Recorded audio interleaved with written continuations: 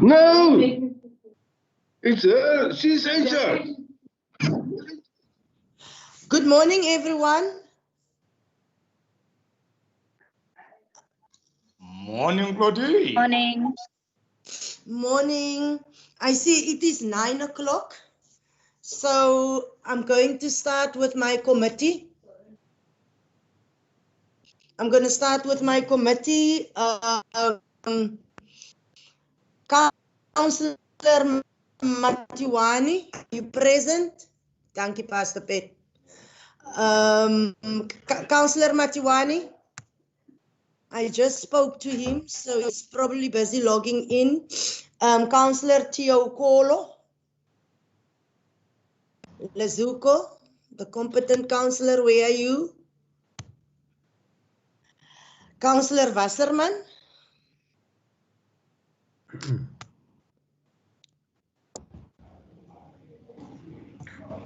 I see Councillor Tio Kolo is on.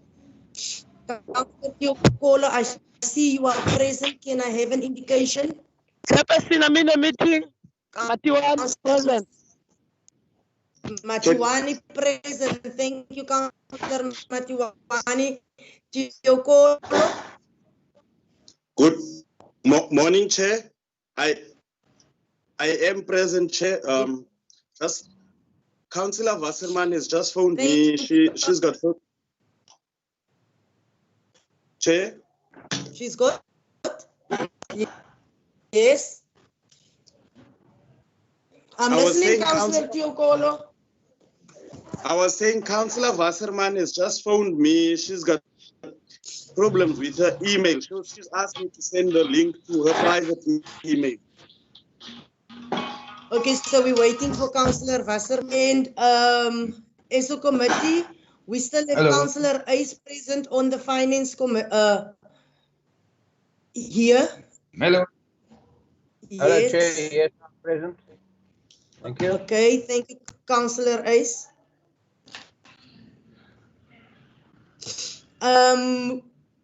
Tio Kolo, we'll give 1 minute for Councillor Wasserman to come on. Then I need to see, is there any other councillors present? Any other councillors present? Morning, Chairperson, Councillor Volmerans. Councillor Volmerans. I see Councillor van Aswegen. Morning, Councillor Chairperson. Councillor Salas is on. Councillor Salas is here. I see the mayor is on. Councillor Hilton Strubel. Very good morning, everybody. Chairperson, Councillor Strubel is here, yes. Okay.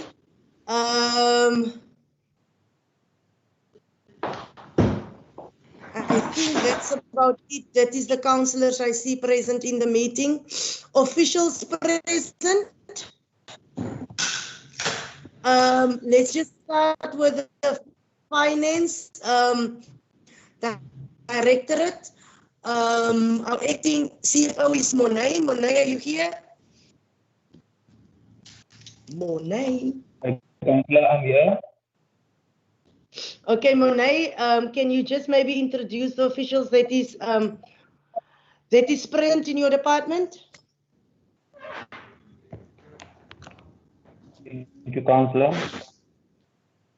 Officials are present. I'll start with Vitaja Kaiser. She's a senior manager.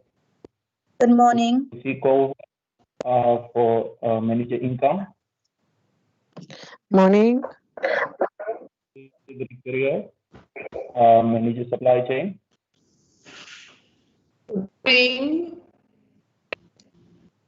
Landia van Eistien, manager assets. Good morning. Visual income right, manager accounting. Morning. And Councillor Nobusutu is currently on maternity leave. Thank you. Thank you. I also see Liesel Plaatjes, IT manager. Acting IT manager. Yes, good morning, everyone. Thank you. Director Corporate, in your directorate, can you please introduce officials present in this meeting? Thank you, Chairperson. I am present, Kumla Magoma, Director of Operations. Lulin Phillips, Manager HR, is present. Carl Matthias, Manager Administration, is present in the meeting. I have an apology for Manager Public Participation. He is bereaved, so he is on leave today. Thank you, Chair.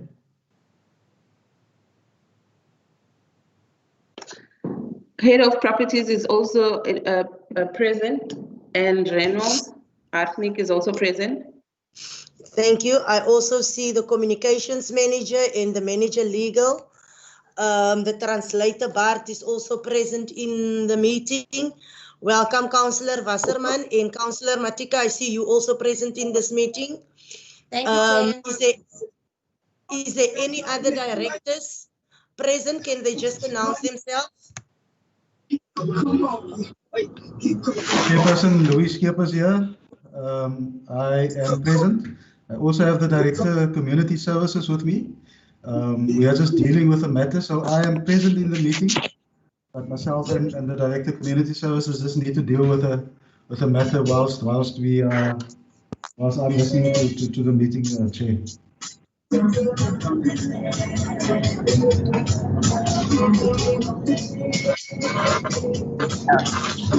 Chair, I'm going to mute all for you, and then you can just switch on your mic again.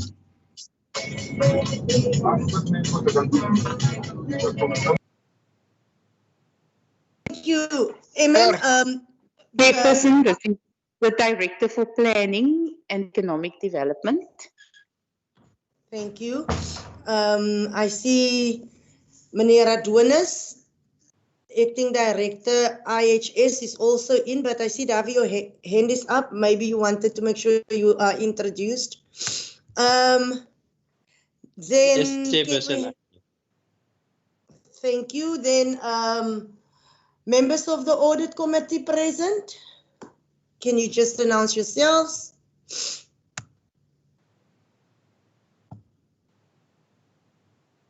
Dear Speaker, Ray Barrell here. Morning. Thank you. Morning, Ray. I also see Marilyn Botha from Legal present. Welcome everyone to this meeting. So we did the opening welcome, the attendance. We're going to go to 2.1, members present. We've done that. Members absent with leave. There is no members absent with leave. Members absent without leave. There's no members absent without leave. Other councillors present. We've done that. Officials present. We've done that. Members of the Audit Committee present. We've done that. Members of the public present. Lizelle, is this open for streaming to the public? Yes, Chairperson, it is. Okay, thank you. So members of the public is present on streaming. Then we go to bullet number 3, noting of the provision of code of conduct for councillors and declaration of interest. Anyone wants to declare interest? Nothing. Then we go to bullet number 4, confirmation of minutes. 4.1, minutes of previous meeting for 7 July, and that is the governance items on page 4. Okay, Councillor Tiokolo, and then Councillor Wasserman. Thank you very much, Chair. Good morning again, and good morning to everyone attending the meeting. Chair, the minutes, I see the items that are appearing in these minutes are items that served in the section 18 February. Because if you look at their item numbers, they are items from February. So I think we did adopt these minutes in the meeting in July. So I don't understand why are they in those minutes, or is there maybe some clarity on that, Chair? I'll leave it to that and then come back.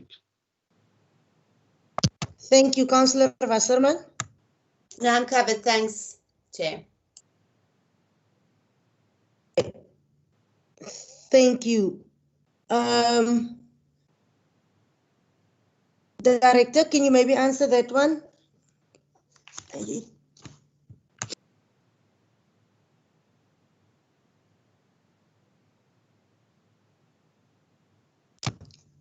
Maybe Director, we need to look at the dates. Is the dates correct? Because I do believe that the information in the agenda is correct. I just don't know if the dates is then right. Councillor Tiokolo, is your hand still up? Yes, Chairperson, I'm very much concerned if you say the information in the minutes is correct. I'm very worried, because let me make you an example. The first item is G03/02/2020, which is the West Progress Report. The minutes there, for an example, Tim Harris was not in that meeting of July. He was, I think, physically in the council chambers in February. So I'm worried, Chair, if you're saying this is correct. Because if you look at all these item numbers in these minutes, it's items that served in February. So I don't understand why do we have to approve them now in September, whereas we adopted them already in July. So I'm worried, Chair, it looks like you didn't look through your minutes. Councillor Tiokolo, I did look through my minutes. Director, can we just clarify this confusion here? Okay, thank you, Chair. I will request Carl to explain on the minutes, because the minutes that were to be presented in this meeting are those that were considered in July. Councillor Tiokolo is correct that the items that served in February were the ones that were approved in the meeting of July. But I will request Carl to also give an explanation. Thank you, Chair.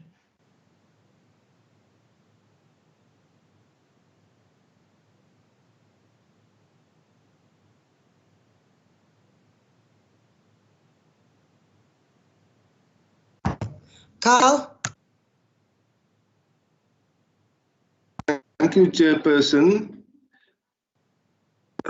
I must admit that 4.1, the minutes of the 7/7, is the incorrect minute. There is indeed a correct minute. So with your indulgence and with my apologies, can you kindly withdraw 4.1? That's the minutes of the 7th of July. We will replace it before the end of the meeting with the correct minute. I don't know what happened here, but it seems as if the incorrect minute has been included in the agenda. My sincere apologies. Councillor Tiokolo? No, thank you, Chair. That's accepted, Chair. Thank you, Carl.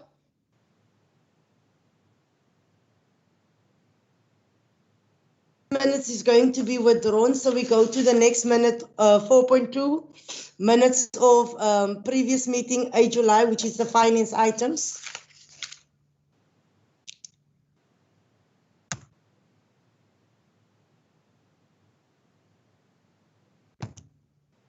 Anything on those minutes?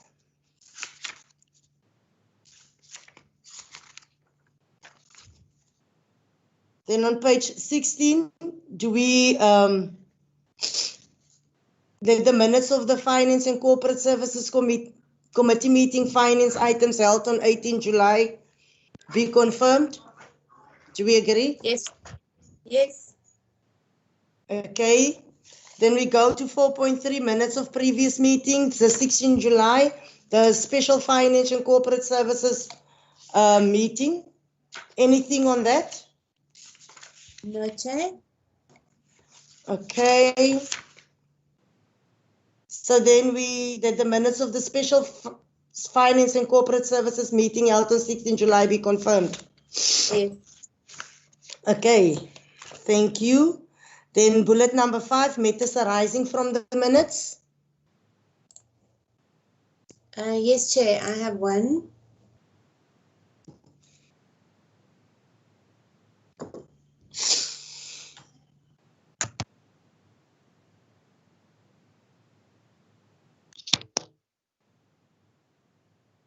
Councillor Wasserman, then Councillor Teokolo.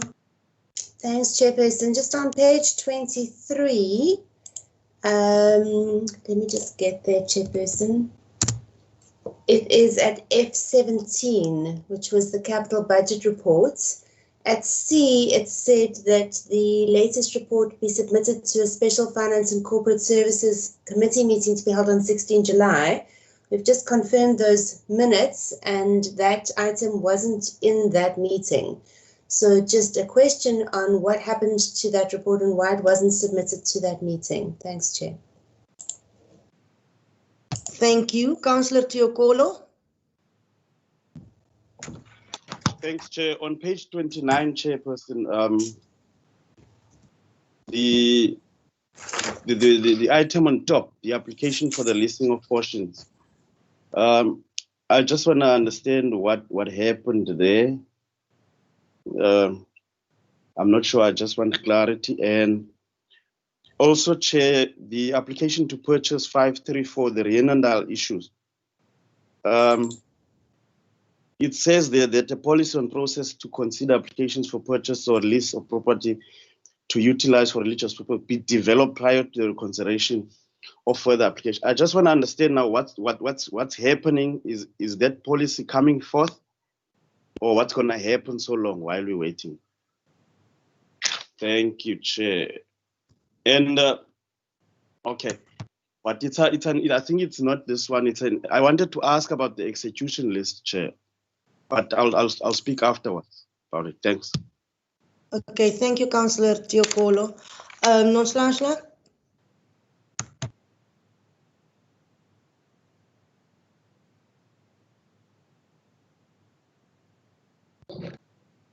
What's going on? Hi, Chair. I'm just going through the page numbers now. Page 29.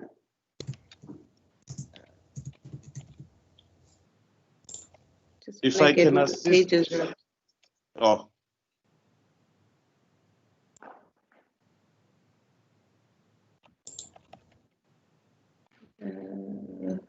Sorry, Councillor, which item was that? I'm trying to get my pages right. Chair, thank you. Through you, Chair, the one on top, it's FG0207 2020. It says that a site visit be arranged with all relevant stakeholders and thereafter a report which includes comments from all directorates be submitted to the next Financial and Corporate Services Committee meeting. I've looked through my agenda. I didn't see that being submitted here. Okay, all right. The site visits, we are still to organize that. We had a bit of issues with getting our logistics in place.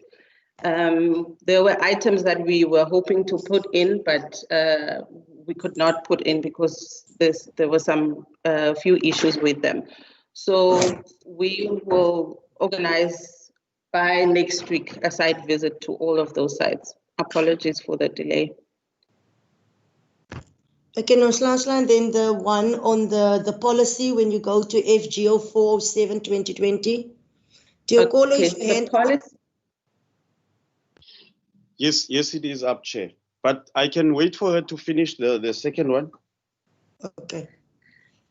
Okay, with regards to the policy, we had looked into drafting a policy with the Director of Corporate Services, and we had it looked by our legal advisor, and she advised that we rather incorporate, we rather not do a new policy, but to actually amend or review our current policy and add a few items on that were on the new one that we were drafting. So it is being attended to, and hopefully in the next meeting it will be ready. Thank you, Nonhlanhla. Councillor Teokolo. Thank you, Chair. On the first one, Chair, you see exactly that's why I think we introduced the system of having an execution list. Because in the execution list, it was going to tell us we wouldn't have to ask these questions now. For an example, if a resolution was saying something must be submitted in the next meeting, then it's not submitted. Then in the execution list, it tells you exactly why is this item not on the agenda. So, Chair, I want to request through you that we do have the execution list, because it assists us, because we don't have to go through this now, because you know exactly how far the processes, there were problems, there were logistical problems. So I would rigorously request, Chair, that we do have the execution list in the next time. Thanks. Thank you, Councillor Teokolo. I agree with you. Director, if we can have the execution list back, please. So that the reasons why reports is not in the agenda is given in that execution list, and then we can read it and we don't have to ask these questions. So thank you, Councillor. Any other questions? Chair, I did ask a question. On page 23. Yeah. Oh, thank you. Monet, if maybe one of you can answer this. In one of our previous meetings, we did ask for the latest report of the finance and corporate in that meeting for the capital budget report. But I think we wanted a more detailed report on the capital budget. And we have not received that report. Can you maybe give us a little bit of clarity on to why we have not received it yet?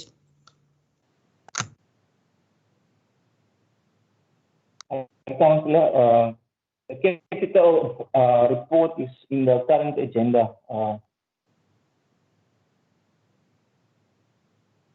It includes also the details.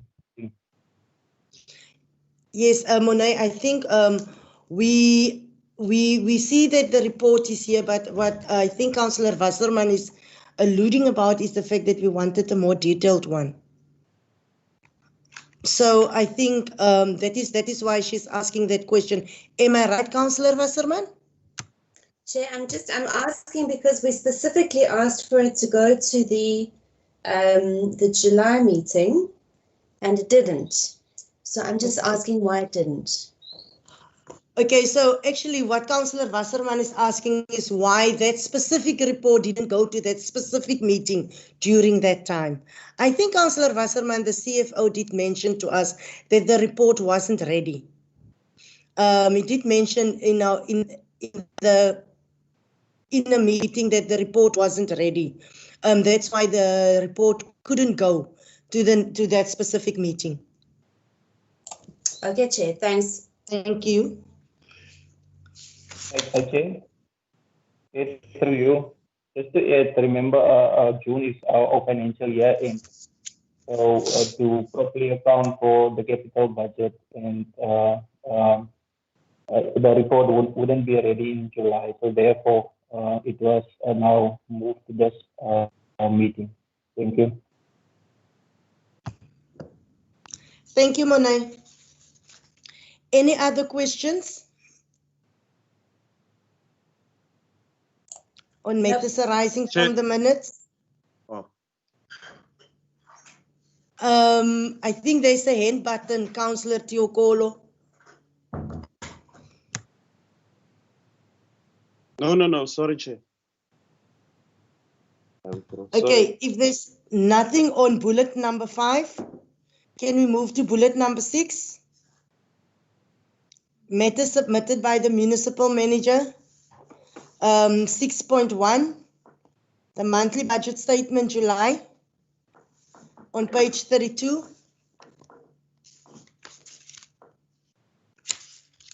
Any questions there? Oh, Director Corporate. Sorry, Chair, before you go to 6.1, I just wanted to report upfront that you will not see the CDW and CWP reports in this agenda because they were still out of action during the period in question. So there were no reports that were submitted, and the public participation report as well is not in this agenda because their KPIs are all in the SDB. So we would be duplicating the SDB report, which we will present in the next meeting as a quarterly report. So those two reports are not in this agenda, Chair. And thirdly, there was an oversight on the OHS report. It was submitted, but it did not form part of this agenda, and our apologies for that. But Jill just circulated it because it was submitted for this meeting. Thank you, Chair. Thank you, Director Corporate. Councillor Tiokolo and Councillor Wasserman. Thank you very much, Chair. I've seen what the Director Corporate has just said now. I was going to ask those questions later when we get to corporate. And, but also just on the HR report, we haven't received the June one. And also I'm not sure about the quarterly, the SDB for corporate services, the quarterly report one. Because I remember in the last meeting, we only received from January to March. We haven't got the April to June one. So that I also haven't seen. So those are the two, but plus what she has just said now, the other reports. But I was going to raise that later on when we get to corporate, Chair. Thanks. Thank you, Councillor Wasserman. Thanks, Chairperson. I've got quite a few questions on this report. The first one is just on page 32. I think there's some typos with regards to the dates. The report is for the month ending July 2020, but in the discussion it speaks of the monthly budget statement for June 2020, and in the recommendation it speaks about the monthly budget statement for June 2020, but the monthly budget statement is for July. So I think those are typos that need to be corrected, but the one in the recommendation, if it is incorrect, must be corrected. Then, Chairperson, on page 37, it says there, with regards to the current ratio, it says that the National Treasury norm for the current ratio is 1.5 to 2 to 1, and that we're at 2.3 to 1, and it says the municipality is within the range of the National Treasury, but it's not. It seems to be outside the range of the National Treasury, so I just wanted to get some clarity on that. Chair, then with regards to, if you look at the narratives for the July month and the April to June quarters, you don't get an idea of how the municipality is doing. You know, we've had a cash crisis at the end of last year, and we had a rescue plan, and we had a COVID crisis, and we had a rescue plan, but now there's no mention of a crisis or how we are doing against the budget. So does that mean that everything is fine? Just some clarity on that, please, Chair. Then going to the unpaid conditional grants, I want to know what actions we have put in place to recover this money. The unspent conditional grants, can the directors give assurances that these grants will be spent? If we then go to page 38, Chair, and we look at the capital replacement reserve and consumer deposits, these are not cash backed, which is very concerning. And the comment is that we need improved and prudent cash flow management. Can we just get clarity on whether this is in place, and also what is the plan in that regard? And then if you have a look at, even after our borrowing, we have a shortfall of 56 million in cash versus commitments. How are we going to correct this? But Chair, I hope you've managed to catch all of those questions. Thank you very much. I think, Councillor Wasserman, if one of the questions is omitted, you must just maybe remind which questions needs to be answered. Councillor Tiokolo. Thank you very much, Chair. Chair, just to start on a lighter note here, I'm sure, is the executive mayor in the meeting? Yes. Chair, I think Corona has changed a lot of things. We used to have a councillor when it comes to these items who will say, I've got a lot of questions, but he's been quiet. He's been quiet on these items. But moving on, Chair, let me just first start by going to page 37.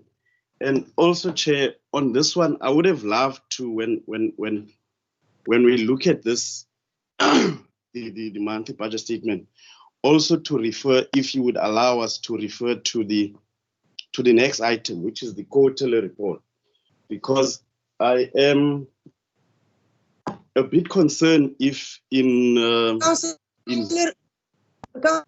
Councillor Tiokolo.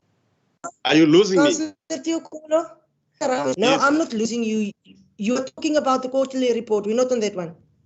No. I'm saying if you, that's why I'm saying, Chair, I would have loved when we talk about this report, this one, the Section 71 one, we also refer, that is with your indulgence. That's why I was saying to you, because there are things that I wanted to ask in relation with that report. But if you won't allow me, it's fine. I'll ask those questions when you get there, Chair. Chairperson, just on page 37, Chair, if you look at the consumer debtors,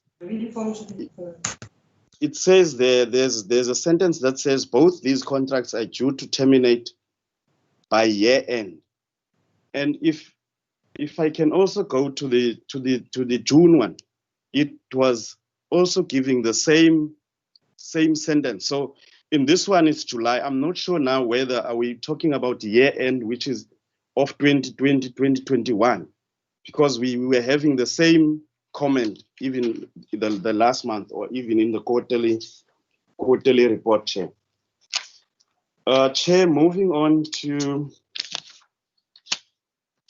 just bear with me, Chair, because I'm dealing with an electronic version and a hard copy. Well, let me just stop there, Chair, then. So I'll come back if there's any other questions. Thanks. Okay. Thank you. Monet, I think, sorry, Acting MM, I see your hand is up. Thank you, Chair. Chair, I think all the questions that were asked are very important questions. I however think that we must be careful that we do not use the Section 71 reports as the basis for those questions, because Section 71 reports are, monthly reports, and it gives you a snapshot of the situation for that month. So what I would suggest that councillors do, we fortunately have workshops coming up about our adjustments budget that we're going to consider, and in those workshops we will deal in detail with the financial situation of the municipality and where we're at. The determination by provincial treasury about whether our budget is funded or not is a technical determination. We will also discuss that in our budget, in our workshops, because we need to provide provincial treasury with a plan of how we're going to get to the budget being funded. So I want to suggest that the councillors keep these questions that are very important questions for that discussion. The Section 71 report, as I say, is a snapshot, is a view of the municipality's finances for that month. So it might in some instances it gives you a skew understanding of what the real situation is. But fortunately, in the next week and a half, we will be having a detailed analysis and a look at our situation where we're at the moment. Thank you, Chair. Thank you, Acting MM. I see the Mayor's hand.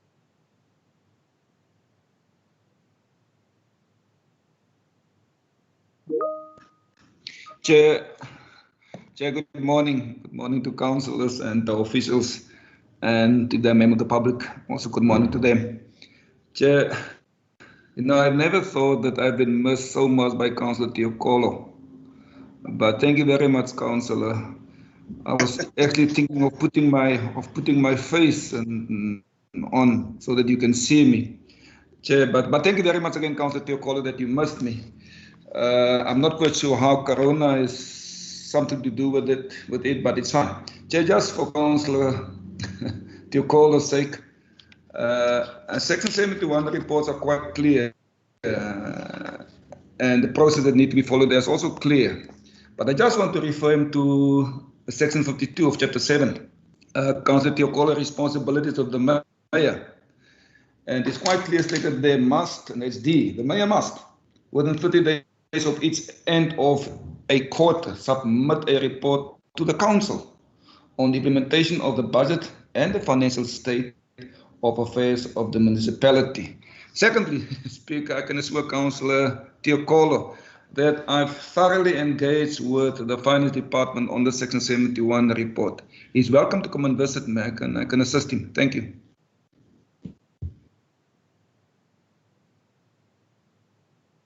Thank you, Mayor. MM, I see your hand is still up. The Mayor's hand is up. Councillor Teokolo, your hand is up. Yes, that's an old one. Sorry, Chair. Chair. Okay, Councillor Teokolo, can we just give maybe some of the officials an opportunity to answer the questions that Councillor Wasserman has asked? I've heard what the acting MM has said, that we must keep these questions for the workshop, but maybe there is some questions that the administration can answer. Councillor Teokolo, with your indulgence, do you think maybe we can try and do that? Chairperson, you've just read my mind. I agree with you totally. Thank you, Councillor Teokolo. Let's get answers, yeah. Okay, thank you. Monet? Thank you, Councillor. Councillor, I'll hand over to Mutualink to give answers on the Section 71 report, especially on the ratio question that was raised by Councillor Wasserman, and also the comments on the consumer debt. Mutualink, can you just give answers on those?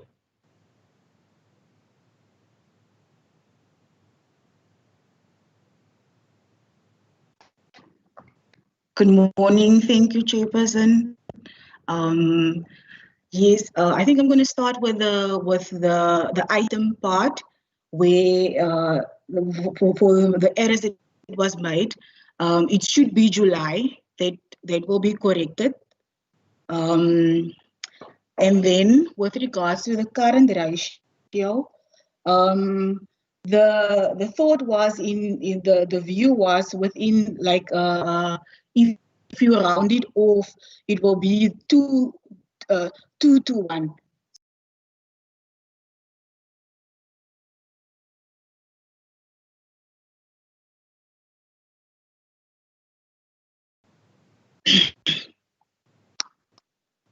And with regards to the consumer debtors, the revenue and enhancement and data cleansing services, they were outsourced, and the contracts ended 30 June 2020. So those will be corrected. It will be it should read both these contracts are due to have terminated end of June 2020. With regards to the question of the unspent, unpaid conditional grants, I think that the acting director housing can give more inputs in that. I know that there's been steps implemented whereby the province have been contacted to re-look into the claims and request us to resubmit certain claims on that amount. This is a historical receivable since the year 2016-17.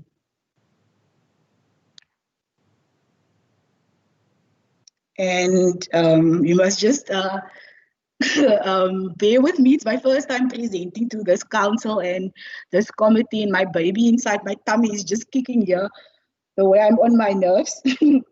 But it's good exposure, and I'm actually happy for this opportunity that's been granted unto us. Yes.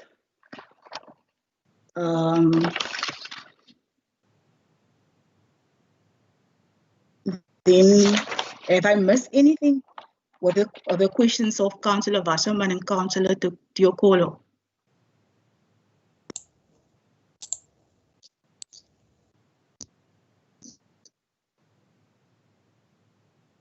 Thank you, Councillor Wasserman. Thanks, Chair. Just to say, first of all, don't be nervous. We're not going to bite. And thanks very much for being here. And tell your baby he or she can also just relax. It's all fine. So the question, maybe the mayor can answer this question actually, because the narrative was the one question I had. The narratives for July and April don't refer to the crisis, either the original cash crisis or the COVID crisis and the rescue plans that have been put in place. And the narratives don't speak to the crisis that we're facing, or how we're doing against the budget, or if everything is fine, or if we're still in big trouble. So perhaps I could just ask the mayor then to respond to that one. Thank you for answering around the unpaid conditional grants. There was still a question on the unspent conditional grants and whether the directors can give assurances that these grants will be spent and claimed. The capital replacement reserve and consumer deposits, they're both not cash backed. The comment says we need an improved and prudent cash flow management. Is that now in place, and what is the plan? And then there was the borrowings. We seem to, even after the borrowing, we seem to have a shortfall of 56 million in cash versus commitments. And how are we going to correct this? Thanks, Chair. So those are the questions that are still outstanding. Thank you. Thank you. Am I now unmuted? Thank you, Monet. If maybe it's possible, you can answer some of those questions. Councillor van Aswegen. Chair, thank you very much. Councillor Wasserman, thank you very much for having trust in me to respond on these finances. I think the one that is to start with was the current ratio, the 2.3 to 1. And your question basically was there whether if you make comments that the municipality is within this range. Now, the only negative part of it is when you lower than the 1.5 to 1, 1.52 to 1. Then council should be considered. I think that's the starting point when you're talking about, then council should be very concerned. Above that would be then being perceived as within range. The one thing, and I didn't want to dwell on that too much, is whether that is a true reflection. Taking the financial statements, yes, it can be based on this a true reflection, but going deep into that, you might have a different view.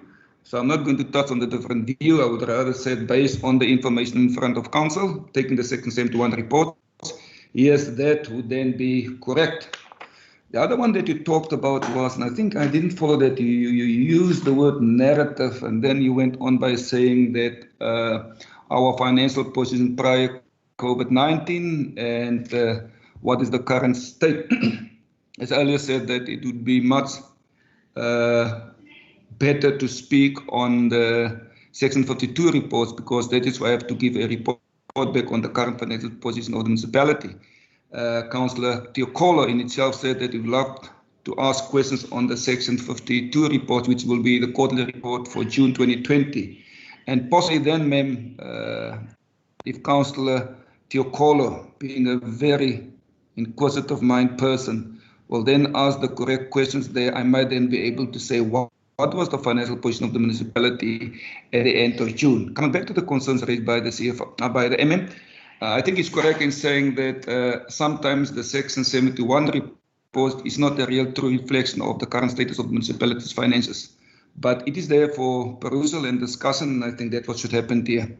There's a few other things which I probably like to mention, Chairperson, which Councillor Wasserman would love to hear.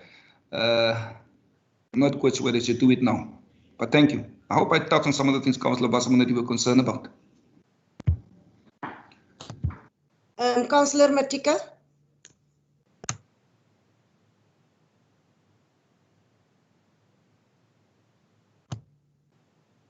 Matika.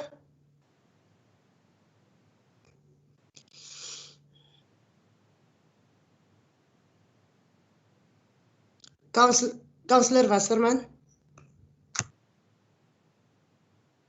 Thank you. Thanks, Chairperson. Chair, I'm very concerned now because the Mayor has implied that what we have in front of us is incorrect information. And I just want him, he said he doesn't want to go into that at this meeting, but I think he should, because that's a very important and disturbing issue if that is the case. So can he please elaborate on what he was trying to avoid saying there? Thank you, Chair. Councillor Matika.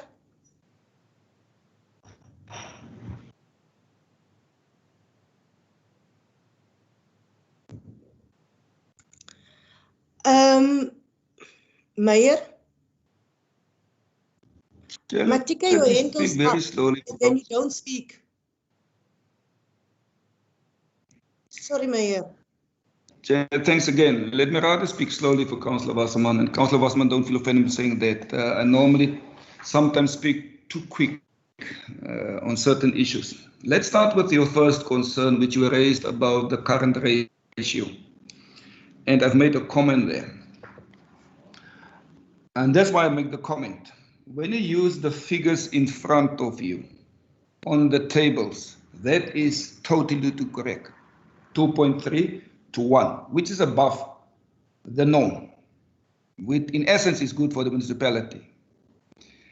Now, the way that you determine that is when you go, and I just want to get the correct figures here. Councillor Wasserman, for example, if you go on page 14 of 2019, you will see there is total current assets, and then there's total current liabilities. You follow me on page 46, or you can also call it page 14 of 29. To determine the 2.3 to 1, you would then have to use those two figures, 516,882, which is the total current assets, and then you divide it into, or you divide 216 into 516. That will be the total current liabilities, and then we'll get to that figure, 2.3. Now, why I raise this concern, and the MM is not going to be happy with me, but it's fine, I'm going to raise it again. Part of your assets is consumer debtors, and actually it's make up the majority of our current assets, consumer debtors. And I'm not sure whether we will actually get that money in, or all of it. We might get part of it, we might get 20% of it, but it's perceived as a current asset. And that's why I said that for me is probably not a true reflection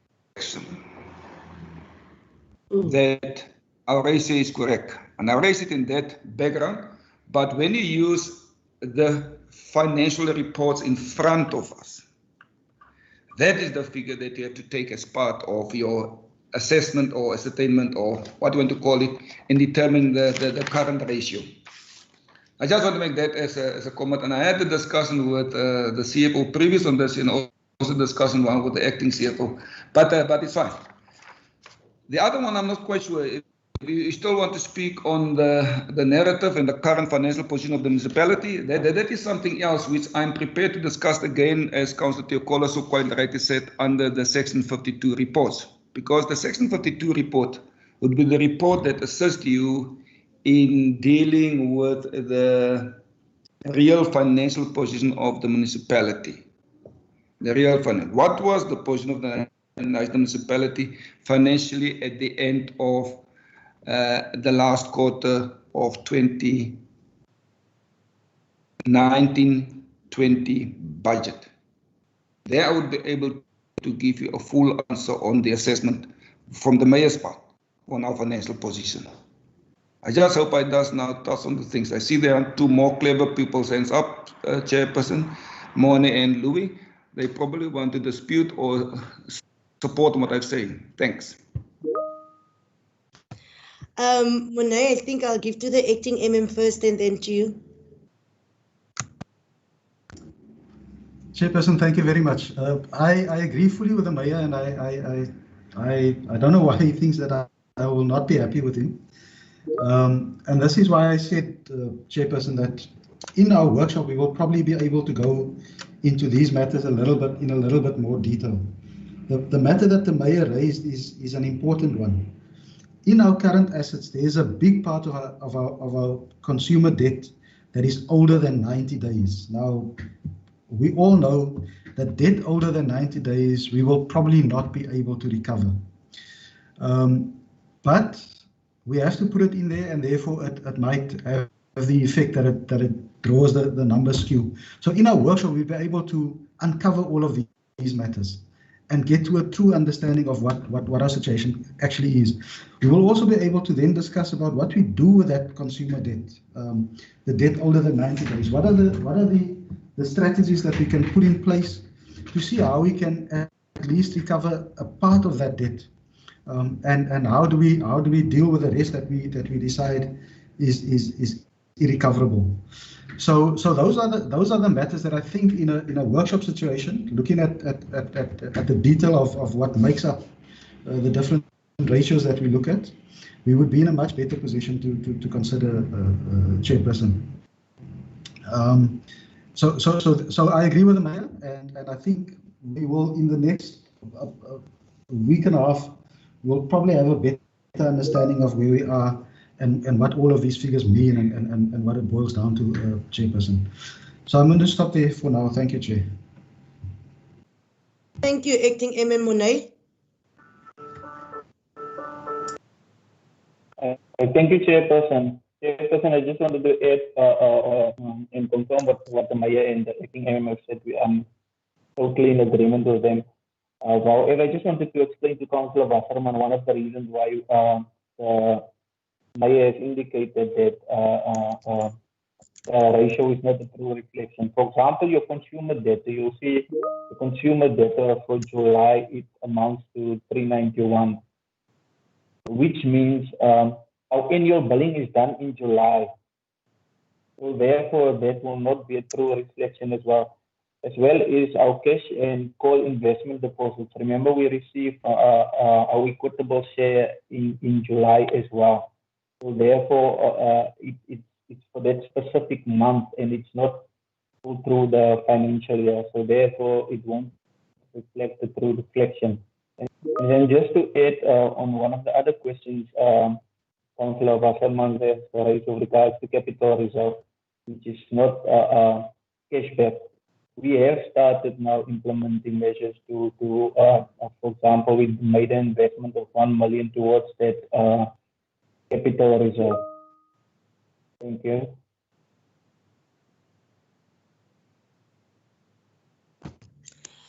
Thank you, Monet. So I think we all agree with what the acting MM is saying and what the mayor has said. That we should actually in the next, I think next week is the workshop. It's been scheduled for next week. that we need to actually go and see how we go about getting answers to all these questions and actually fixing it. Committee members? Agreed, Chair. And I think that what the acting MM has said with regards to the Section 71 reports, I think is very important and something that we must do. I think it does need to be relooked at and reworked. Thanks, Chair. Thank you. So we will note, on the recommendation, it says June, it should be July, amended as such, and we note the report. Councillor Tiokolo? Yes, Chair. Councillor Matika, do you want to say something, because your hand goes up and down? He's not sure, Chair. Tiokolo? Chair, no, I also wanted to say we noted. I just wanted to I couldn't hear you correctly. Were you saying we also do those amendments? For an example, the question that I asked, and I think the lady, I'm not sure what her name was, and she said, I think we need to take that out because it's already been sorted in June. So we note with those amendments, Chair. Yes, we need to note with the amendments. If amendments has been made, we need to note with amendments. Thank you, Chair. I'm happy then. Okay. Then we go to page 62. Carl, I see your hand is up. And Matika, I'm going to permanently put your hand down so we don't go up again because it might get tired up there. Carl, I see your hand is up. Thank you. Thank you, Chairperson. Jill has just emailed you the correct minutes in terms of point 4.1 of your agenda. That is the minutes of the meeting that was held on the 7th of the 7th. So it has been emailed to all councillors to replace with the incorrect one in your agenda. Thank you. Thanks, Carl. I think before we start with corporate services, we will go back and deal with that item, with that minutes, if it's fine with the committee.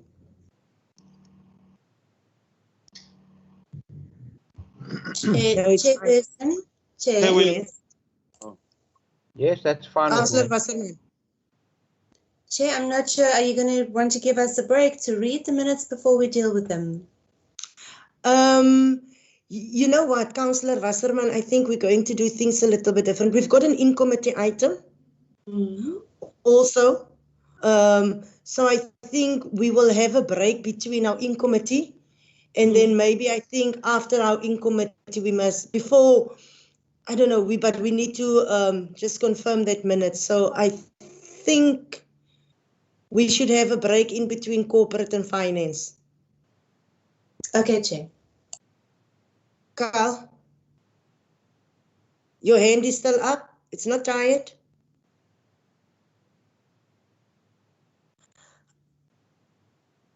Carl. Hey. It's not up anymore. Thank you. Thank you. I see now it's not up anymore. Carl, thank you for the minutes. We're on page 63, item 6.2, the quarterly budget statement. Quarter 4 ending June 2020. Councillor Tiokolo. My hand is not up, Chair. No, yeah, I've got, you're not going to ask anything on this. Even though my hand was not up, but it's fine, Chair. Just joking. Chair, thank you very much. Chair, I know this report's already served in council. But if you could also remember in that council meeting, I raised my dissatisfaction with the quality of the report because at the time we couldn't see the KPIs and because there was no color in it. And I think it was not interrogated. But I see again it has been submitted to the committee as it was in the council meeting. So you still have a black and white thing whereby you can't see. But fortunately, I think Jill sent us sometime in August or July as well, the colored one. So, Chair, if you will bear with me, then I'll have to go to the electronic one to ask my questions. And also, Chair, now, while we are here, I think the mayor said he wanted to speak on this one. So I think the questions have been asked already. If he can maybe express himself on this one, then after that, Chair, I will go to the latter part of the report, the KPIs and stuff. If he's willing to do that, Chair. Thank you. Mayor, I do see your hand.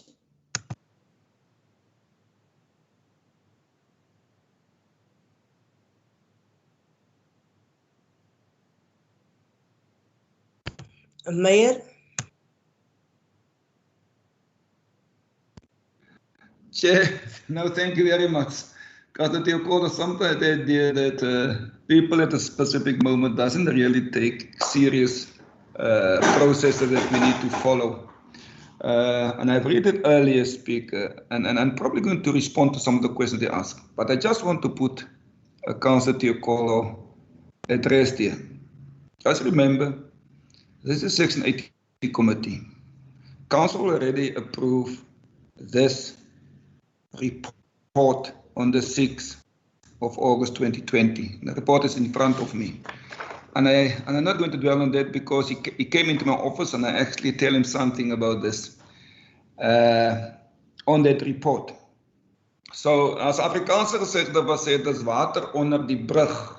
Because we already noted and actually noted it in council, because I need to respond to the full council on the Section 52 reports, because the Section 52 report by legislation is the report of the mayor. So council then need to peruse and then ask their questions in that specific meeting to the mayor. That was done.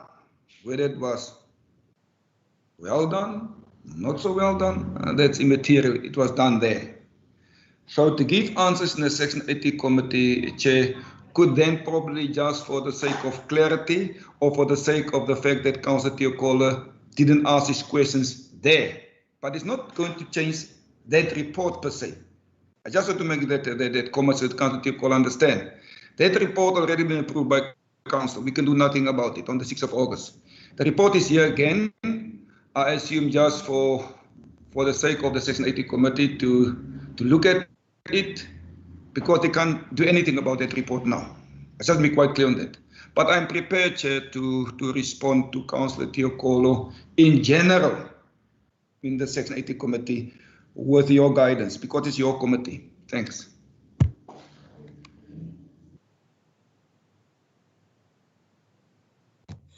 Thank you, Mayor. Councillor Tiokolo, like the Mayor said, it's been in council already. But is there anything specific you need to know? I mean, we are now in September, and that is the June one. But if there's maybe just something specific, I'm sure the Mayor can answer you. Thank you, Chairperson. I'm glad that the Mayor is really emphasizing the fact that this is his report and the poorness of the quality. We will have to direct it to him. I'm glad that he's acknowledging that. Yeah, we will deal with the next Section 52 reports in the next time, Chair. But I also said, I think I said it when I started to say this has already served in council. But Chair, I do want to ask some questions because I've got a color one which I was concerned with. If you look on page on my electronic copy, Chair, it's on page 34 of 60, the pie chart. I'm concerned, Chair, that we're having such a large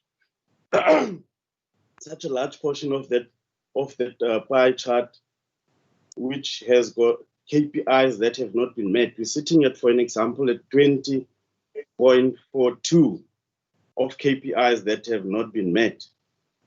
And you've got extremely met actually at 1.2. It is worrying, Chair. It's really worrying. Chair, now getting into the actual KPIs, Chair. The one I just wanted to understand TL10, Chair. I just want to understand, because there's a lot of these comments that are being made in all of these KPIs, whereby it says it talks about the year-end procedure. Is this year-end procedure when it comes to audit or closing the books? I just wanted to understand that because I couldn't understand it, the year-end procedure. The other one, Chair, is on TL12.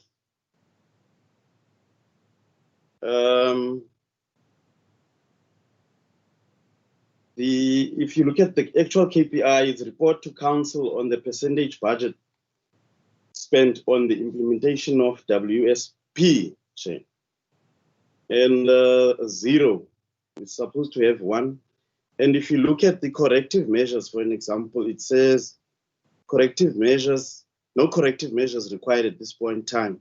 The KPI was not met for the financial year. No information was available at the time of the report.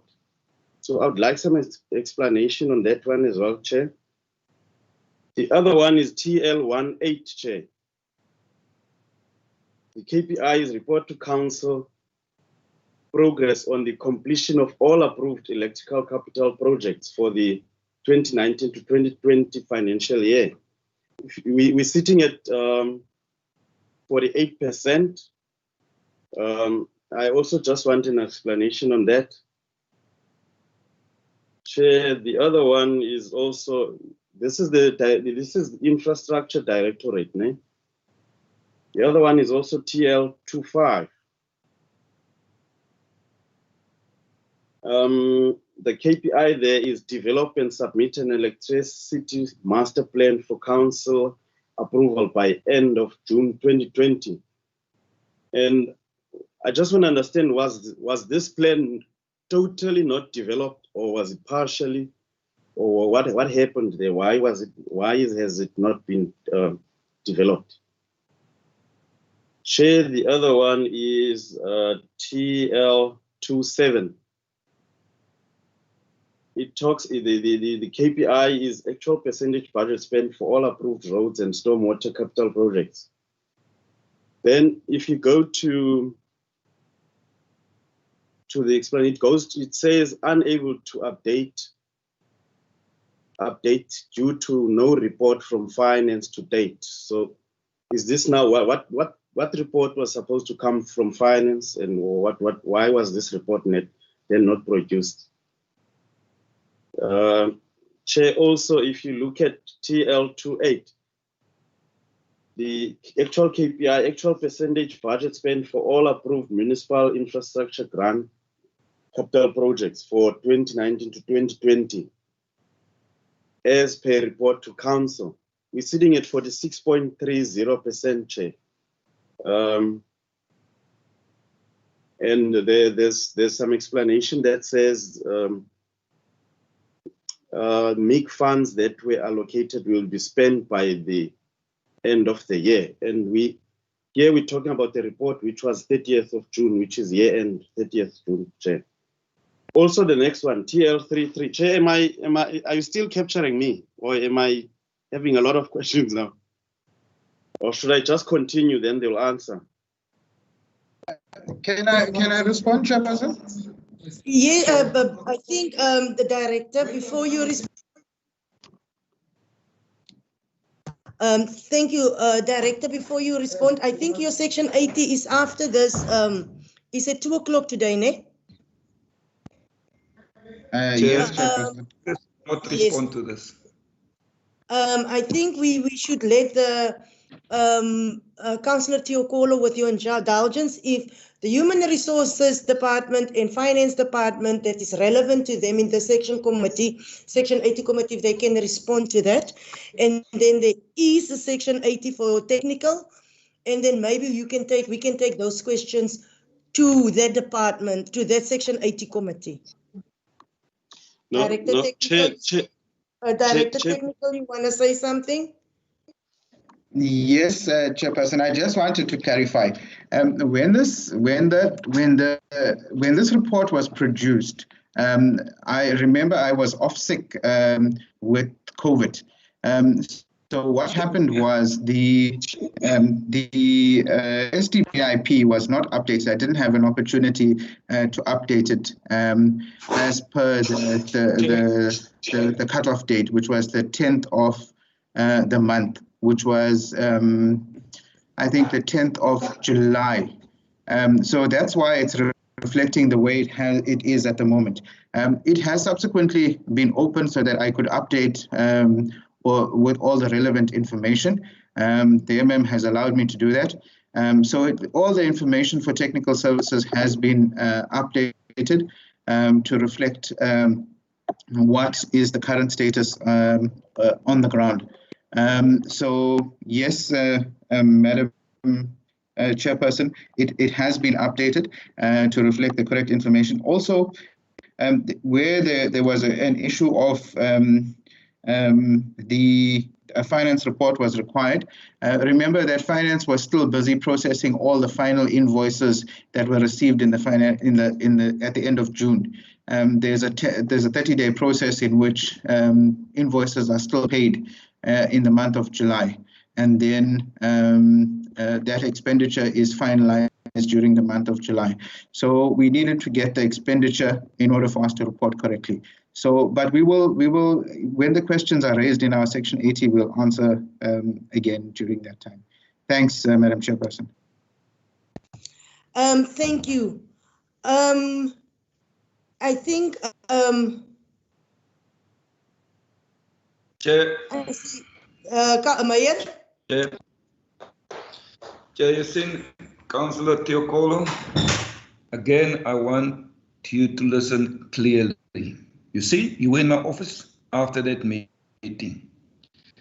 And I could recall that I told you that you guys did not read the report.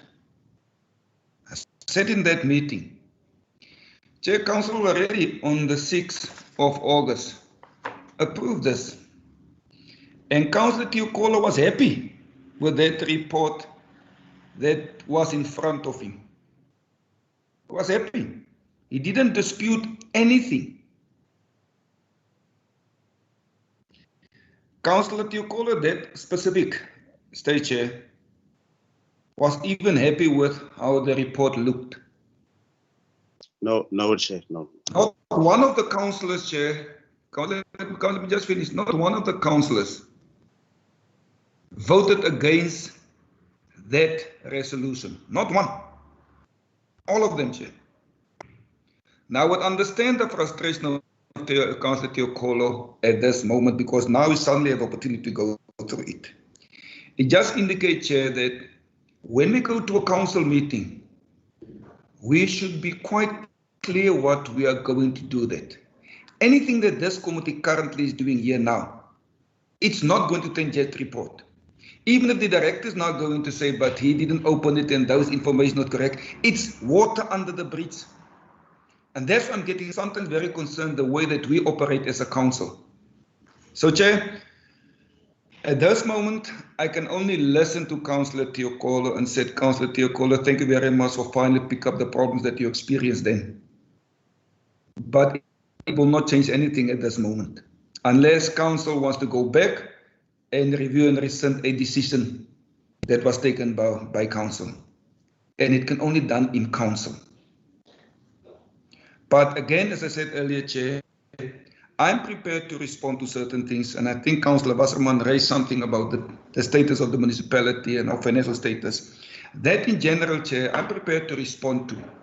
But I want to just try to explain to Councillor Teokolo, whatever you want to do now, it's fine.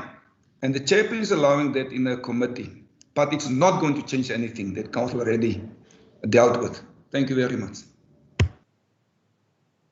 Chairperson. Thank you, Meyer. Chairperson. Councillor Teokolo.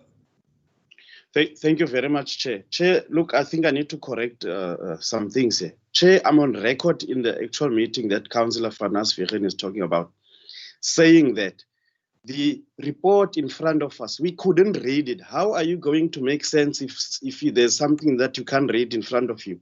I made that point in council. You can go back and check the records. I've made that point. And I've said it to him when he's speaking about it in his office. I said to him, we couldn't read that thing. How can you read KPIs when they are black and white? You can't compare. You can't see if this has been met or that has not been met. I've made that point to him. And I think when the reason why this was sent electronically afterwards, the CFO also even said to me, look, I've asked Jill to send the colored thing to you. And maybe I said, but we've already noted it in the council meeting. And he said, maybe we will have an opportunity in the section 80 to ask some of the things. So that's why I even said to you, with your indulgence, Chair. So I'm asking these questions because of that. But we've made it very clear we couldn't read this because of the quality. And this is what's happening now. So, and this report, Chair, there was not any other resolutions. It was for noting. So why would we vote for something that we have to note for? But Chair, I'm happy if you don't want us to deal with it, it's fine. We can move on. But just note it. We've made it very clear we couldn't read this report. That's why we're asking questions now. Thanks, Chair. Okay, thanks, Councillor Teokolo. Councillor van Meyer.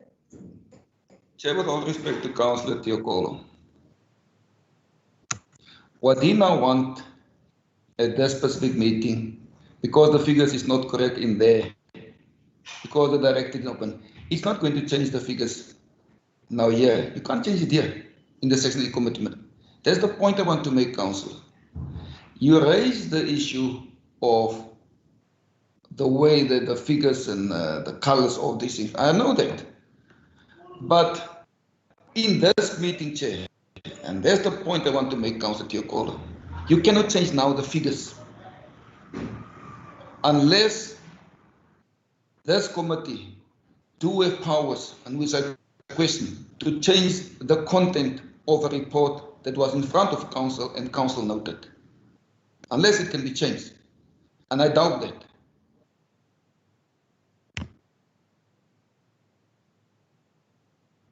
Okay, thank you, Mayor. Lulene, I see your hand is up. And then committee members.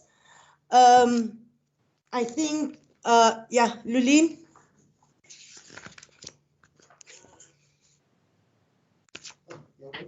Good morning, everybody. Can you hear me?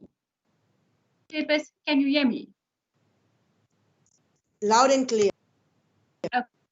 I don't want to open the can of worms, but I hear both sides and what the councillors have raised. To me, it's a matter of a duty to inform. If we become aware that information submitted to council might have been changed, etc., then I would think that there is a renewal and rescinding opportunity to resubmit the report to council and to say that due to everything, this is an updated report. Let me give you an example. If you look at on the bottom of page 98, if you look at PL12, there, for instance, is the percentage spent on the WSP, and then a comment is made there, no corrective measures required at this point in time. The KPA was not met due, for the financial year. Now, if we quickly look at three things, the tender was only approved in January. The training, which was already proposed for implementation, needed to be cancelled due to COVID, and the funding was cut by the adjustment budget. So it's significant comments like that, which I think is critical in this report, being at the level of the report and the impact that it's going to have in terms of the performance, the reporting, the reports forward. That's just my 50 cents on it. But as a manager, it would be nice to see that there's a bit more meat and muscle in terms of the actual situation which 2020 landed us in, with a bit more explanation in terms of the report. So I partly agree. I hear Councillor van Aswegen, but I also hear Councillor Teokolo clearly. Thank you, Lulene.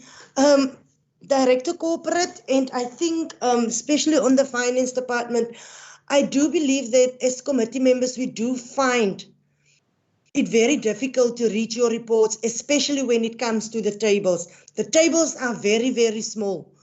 And we really, I struggled.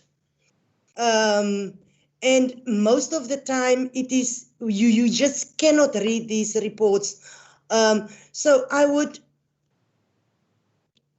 please, Director Corporate, if possible, these tables can be made bigger for people to actually be able to read it. I don't wear glasses, and I don't intend to wear glasses anytime soon. I do believe I have good eyes, but it is really a problem when I can't read it, then I'm trying to see how is a person that actually has bad eyes reading this. So if we can just please make sure that the content of these tables is readable for councillors or whoever's reading it to be able to read. Councillor Wasserman. Thanks, Chair. I just want to support what you've said. I've been trying, I thought maybe it was because I'm receiving the reports in electronic format that I'm struggling so much. And I wanted to ask you whether I can get them from now on in printed formats. But it really would help to have reports that are readable, because we have an oversight function here, otherwise we wouldn't be here. And if we can't read the reports, then we can't do our jobs properly. I just want to support what Councillor Chikolo was saying earlier.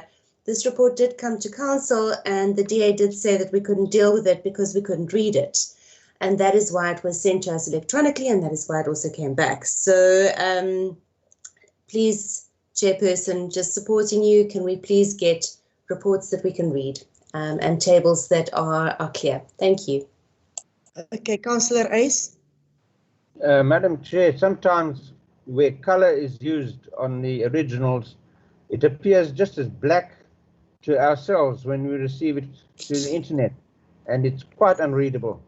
So I really think that they must look at this matter very carefully. Thank you. Thank you, Councillor Ace, because from where I'm sitting, when I can't read something, for me, it is like the administration don't want us to know this information. It is like we are hiding something. So I would really, I'm appealing to you, Acting MM, Director Corporate, please, can we be able to just read the content, especially the tables that is so small? Director Corporate and then the Acting MM, and then we can move. Thank you, Chairperson. I take note of the concerns regarding the documents that we provide in the agendas. The system that we are using to load the items, it makes it a bit difficult for us to be able to make the pages bigger. But we will try and have a system. We will sit up with the administration section so that we see how we get around the collab system that we use to load the items. But we apologize for the wrong print. We will try and improve and see what can we do outside the collab system. We'll sit with IT as well. Thank you, Chair. Thank you, Director. Acting MM. Chairperson, fortunately, and this is the only time that it's fortunately, I have very bad eyesight. And I asked about this specific question, and I think the solution is not that difficult. I've asked the question as to why it is that the quality is sometimes the way it is, and I was told what the reason is. So I am again going to have a discussion on this and see that we correct it. What happens, Chair, is that the format in which reports are sent to administration is sometimes not correct, and sometimes it's a scan of a scan and a copy of a copy. So we need to get those things sorted out. But I'm in total agreement. I have very bad eyesight, and I struggle definitely with what is sometimes put in front of us. So Chair, I've noted the concerns, and I'll pick it up again. Thank you, Chair. Thank you, MM.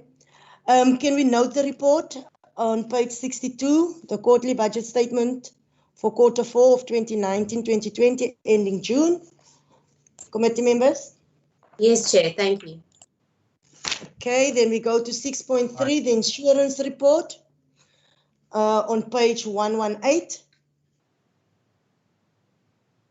And this report must also just be noted. Councillor Ace, Councillor Wasserman. Any more hands? Yeah. A note Okay, on Councillor page, Ace, you've got the floor. thank you. A note on page 125 that public liability insuring for 100 million rand, and there's no indication what the premium is there. Perhaps one should re-look at that and reconsider the matter. Thank you. Thank you. Councillor Wasserman. Thanks, Chair. I have questions on page 121. It's an itemized list of the things that are insured. And I see that there's some things on that list that I'm pretty sure we shouldn't be insuring anymore. So there's a deputy mayoral chain. Now, I didn't know the deputy mayor had a chain, but maybe there is one. The junior town council, what exactly are we insuring? It's people, not things. Most are they things that need to be insured for the junior town council? A civil defense trailers contents. Do we still have that? Video machines, dictaphones, data projectors, and video cameras. Are those still things that we have? They seem quite outdated. And then there's specific issues like a handheld scanner and a GPS. So, Chair, and then also on page 123, we're insuring murals for the amount of 95,000 Rand. Where are those murals that are so very valuable? And then, Chairperson, on page 125, there's the item we are insuring. Hello. Or the man following day for Shall mute all. Thank you. Chairperson, and then I see that our insurance for spreading of... Sorry, Councillor Wasserman, if you Councillor Wasserman, unmute you. Oh, I was talking. Chairperson, if you go to page 125, there's insurance for 2.25 million for the spreading of fire. And in the light of the litigation against us, is that all that we have, and would that cover us in the event that we have to pay out for the 2017 fires? Chair, also on page 125, they say that there is group personal accident cover for councillors. And the insurance is for death and or disability as a result of visual violence causes. Can someone please explain to me why the violent causes have to be visual? And that's all. Thanks, Chairperson. Thank you. Councillor Tiokolo.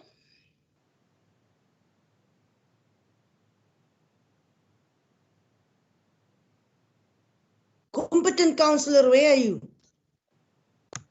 Oh, Chairperson, sorry, man. Sorry, Chair. Are you recognizing me now? Thank you, Chair. Chairperson, the first one is on page 119, the first paragraph on top there. It says the insurer will provide the municipality in July with a quotation on broker fees, which are payable in advance for the next financial year. I just want to understand, where did the insurer give us this now, the quotation? And if we can maybe be provided with the, or where can we maybe get the figures exactly? If we can be provided now, we can maybe get that. Also on page 121, Chair, I just want to understand the difference between handguns and firearms. Because for me, as my English, firearms and handguns, is there a difference in that? I just wanted to understand that, Chair.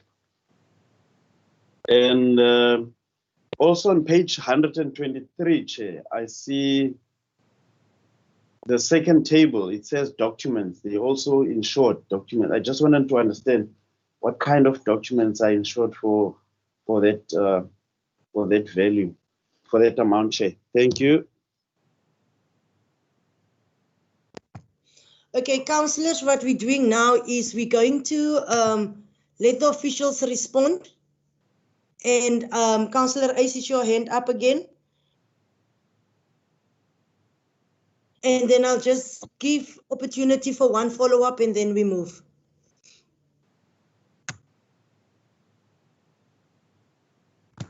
Monet, your department. Thank you, Chair. Chair, the manager for assets and liability will respond on this item. Landia, can you please respond to those questions raised by the councillors? Yes, Chair. Good morning. I agree on page 121. The other items that list is it's too much. That will be scrutinized because even they list spades and wheelbarrows, and I think we must line it with the descriptions also in the asset register and MSCOA. So that will be done. The handguns, Councillor referred to handguns, firearms. That is only, we have guns, we have pistols, and we have what is that big guns, that gewere. So that's probably the distinguish that they made there, but we can list it also as one, it doesn't matter. The mayoral chains, that is the junior town council had also a chain. So those items, the deputy mayoral and the mayoral chain, that and the junior council, that also it refers to chains. And that is still in our possession. I just think that probably the administration can just clarify on that as well, because that should be locked up. And then where were the other stuff? The documents on page 123. Those are any hard copies that can be of any value. Example, if we have deeds, the original deeds in our possession, that's just one thing that came to mind there, but any documents that can be of value. So that's that, yeah. And where was the other? That, yeah, the 25 million rand we can relook at that. I could just mention that we send out correspondence to the departments. So if they need to, if we need to increase any amount on the insurance portfolio, but we do not receive anything back. So we are not in the position to make any changes because it's not our, let's just say, dis is ons gebied om 'n call op te maak nie. Sorry for the Afrikaans. So yeah, that is that. And where was the other? Where was all the other?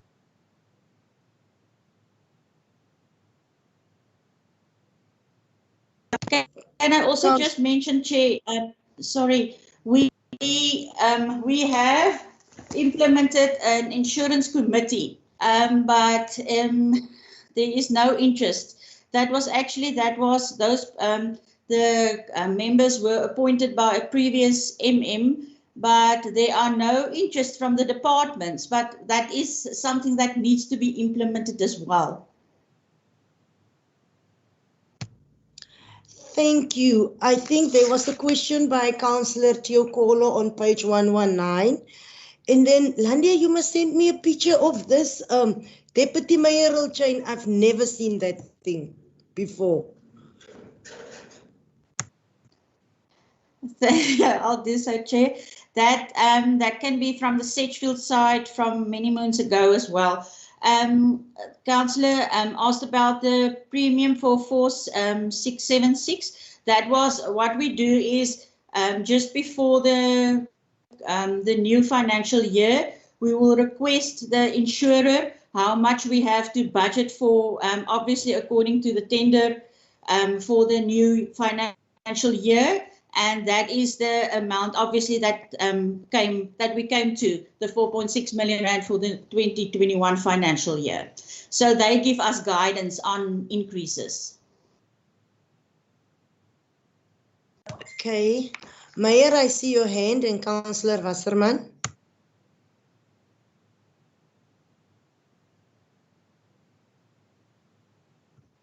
Chair, thanks very much again. Just a question on the issue of page 120 combined with all the substations and mini substations and transform, etc. The question would be, Chair, whether we basically fully utilize our insurances in this regard.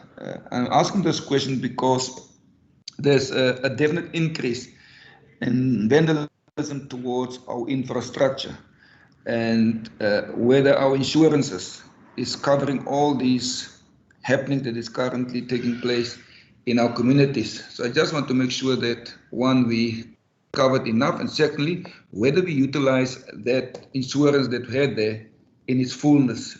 Thank you. Thank you, Councillor Wasserman. Thanks, Chair. I think we must pay attention to the fact that there is so little interest in the Insurance Committee, and also no feedback when directorates are asked for information. When I look at this list of what is insured and for how much, it seems to me that it's what should be covered isn't, and perhaps what is covered is not correctly covered. And I welcome the suggestion that the insurance, the things that are insured, need to be aligned with the asset register and with MSCOA. So I think, Chairperson, we should take that forward in our recommendation that we make today. Thanks, Chair. Thank you. Councillor van Aswegen.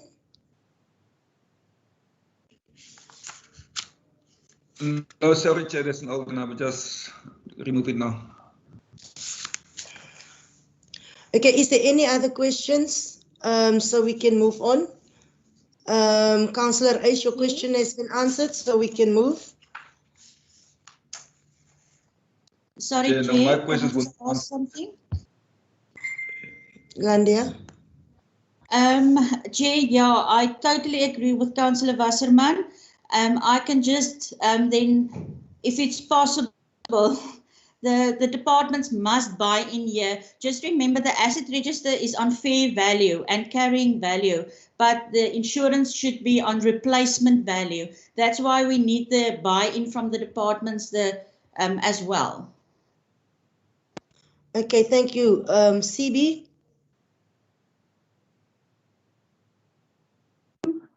I can confirm there is no mayoral chain for Neisner. It is a cloth band with the insignia that's on the actual mayoral chain that is used by the deputy mayor. The other chains are for sketch. You must still send the pigment, Christopher. Okay, Councillor Wasserman, the recommendation you wants to be included onto the item. Thanks, Chairperson. If we could also just get some input from Dr. Skeepers, because I think the buy-in from the administration is really important. So I think one of the recommendations will be that the insurance portfolio be reworked to align with the asset register and MSCOA.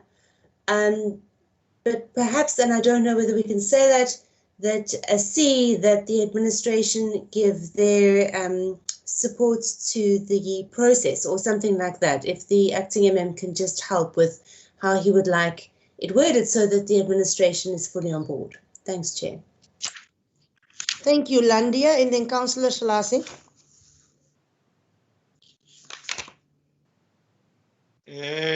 Thank you, Speaker.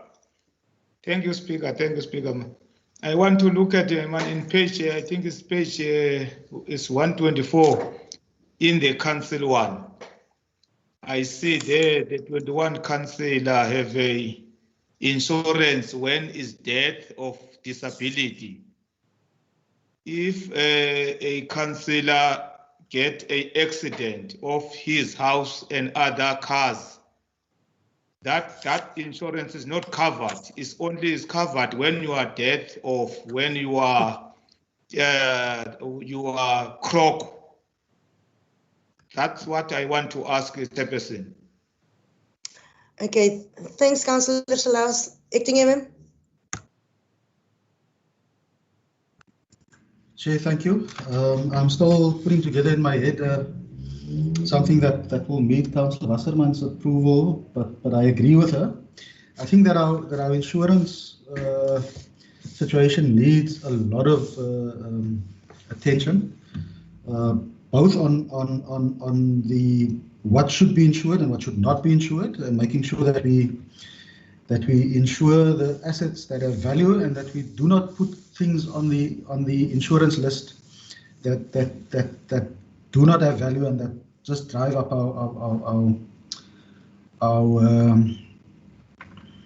our premium. So I will definitely we'll have a look at that, and perhaps what we must do is make sure we are in the final year of the current insurance, and perhaps what we must do is in the preparation for the tender for the new phase of insurance, we must make sure that we get that sorted out. That might be a little bit difficult in the current insurance, but there's another matter that also needs attention, Chair, and this is when there is a claim against the municipality. I think that we are losing. There's a I'm not happy with that situation. I think sometimes because of the way that we handle that, our insurers just walk away from us, and we're paying a lot for insurance, but I don't think that we're really getting value out of it. But it requires an internal shift in terms of the way that we report on matters where we get claims against us.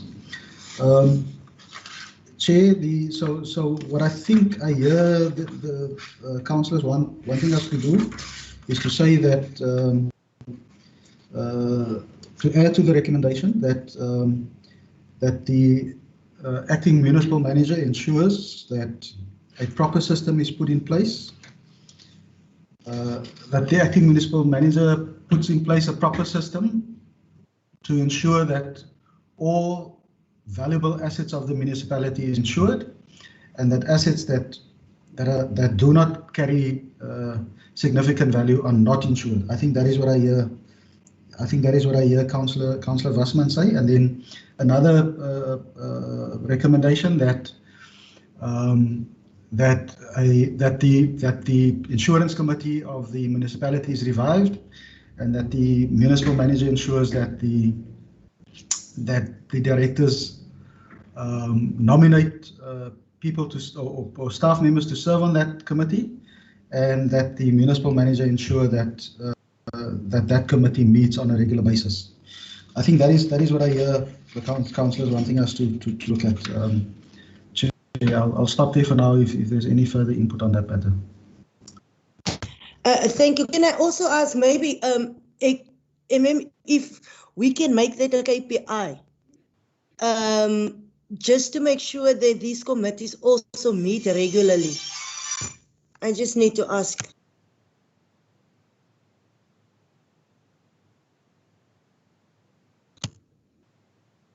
Landia, MM. Chair, that is excellent. Thank you. Chair, we can make it a KPI. Unfortunately, we'll have to wait for the mid-year review to add it. But yes, it is something that we can make a KPI and put it on all the on the scorecards of all the directors and the municipal manager. So we will consider that. I'll ask our performance management team to just look at that and how we incorporate that. Thanks, Acting MM. I just need to know before we move, Councillor Wasserman. Councillor Selassie, was your question answered on page 125? No, Chairperson is not answered, man. I want to make sure, because it's a lot of things that's happened to the councillors, the safe house and other things. I want to make sure, because when I say that insurance there is only covered when you're dead, you die, or you disable. Where is other fitting, other benefit of the councillors? I want to make sure, because tomorrow we don't want to act with something is not in the insurance. If it's something else is covered, the councillors is fine. So that's why I want to make sure that these things is captured. Okay, thank you, Councillor Salasi. Councillor Wasserman, then the acting MM can answer, and then we can move. Thanks, Chair. I'm very happy with the recommendations given by the acting MM. And I also like what you've suggested with regards to the KPIs. And I suggest that we make that a recommendation D, that these be made KPIs at the mid-year review. Thank you. Acting MM. Chair, yes. In answer to Councillor Salasi's question, what I'll do is we'll have to see how that part of the policy accords with the legislation, and make sure that we cover in the policy exactly what the legislation allows us to cover in terms of councillors' insurance. That we find in the remuneration of councillors in the I don't know what's happening with in the determination of upper limits. Thank you, Councillor. I just couldn't get to that now. We find that in the upper limits, so we'll make sure that this part of the insurance policy accords with what is in the upper limits, so that we provide councillors with the maximum coverage of what they can get. Thank you, Chair. Thank you, Acting MM. So on page 119, we're going with the recommendation. So A will be that we note the report. B, that the Acting MM puts in place a proper system, and whatever Louis said on that part. And then there was a C also, Acting MM. And then I think the D part would be... So B is that that only valuable items be listed in the list here, and that items that do not have value are not insured. C would be that the committee be revived, and that the directors appoint staff members to serve on that committee, and that the municipal manager ensure that the committee meets regularly. And D would be that at the mid-year review, or as soon as is possible, KPIs be added onto the municipal manager and all the directors' scorecards in relation to the insurance portfolio of the council. Yes. Thank you, Acting MM. I agree with that one. Councillor Wasserman? I just wanted to say thank you. That's perfect. I agree. Okay. Then we're on 6.4, the monthly overtime and standby report for June 2020.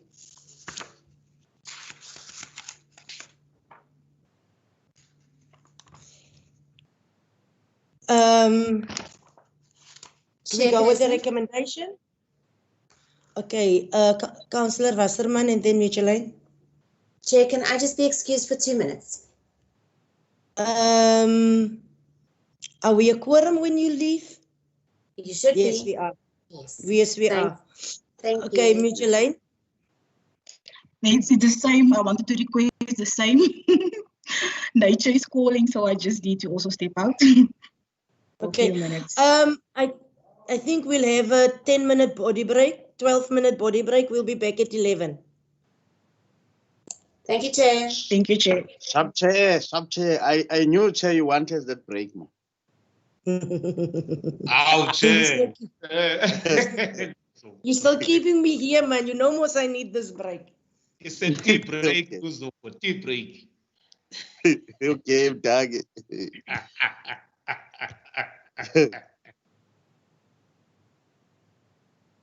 Good morning, Chair.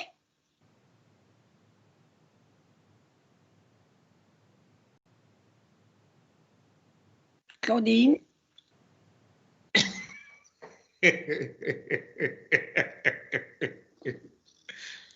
Good morning, Mamuketi. I think Claudine is already. Good morning. I just want to say that I've joined. Kathy, they're on a break now, so you must. I joined about 10 minutes ago. I sent a message, but I just wanted to make sure that they know that I'm here.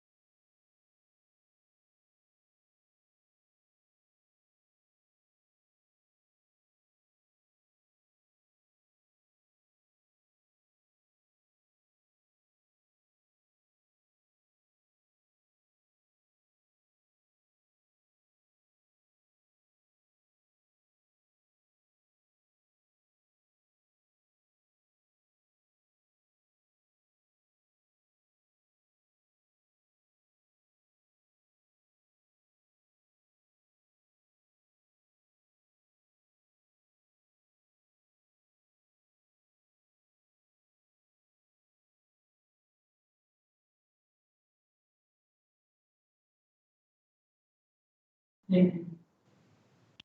Thank you, Director. MM?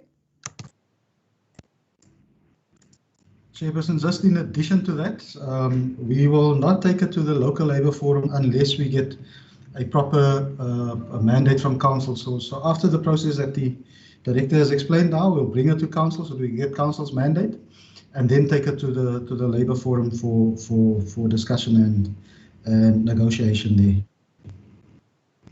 Thank you, Chair.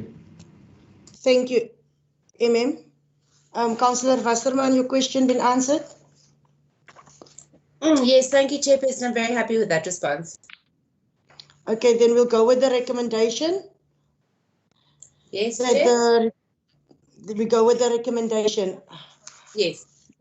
We go to page 131, item 6.5, progress on the revenue enhancement strategy, fourth quarterly report, April to June. Questions on that report?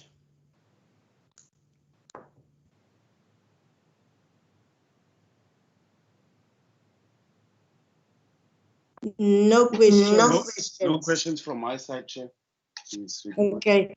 I would just like to say, acting MM, that I've gone through the risk register on page 13 to 20, and that the implementation thereof should be actually expedited ASAP. Thank you, Michelle.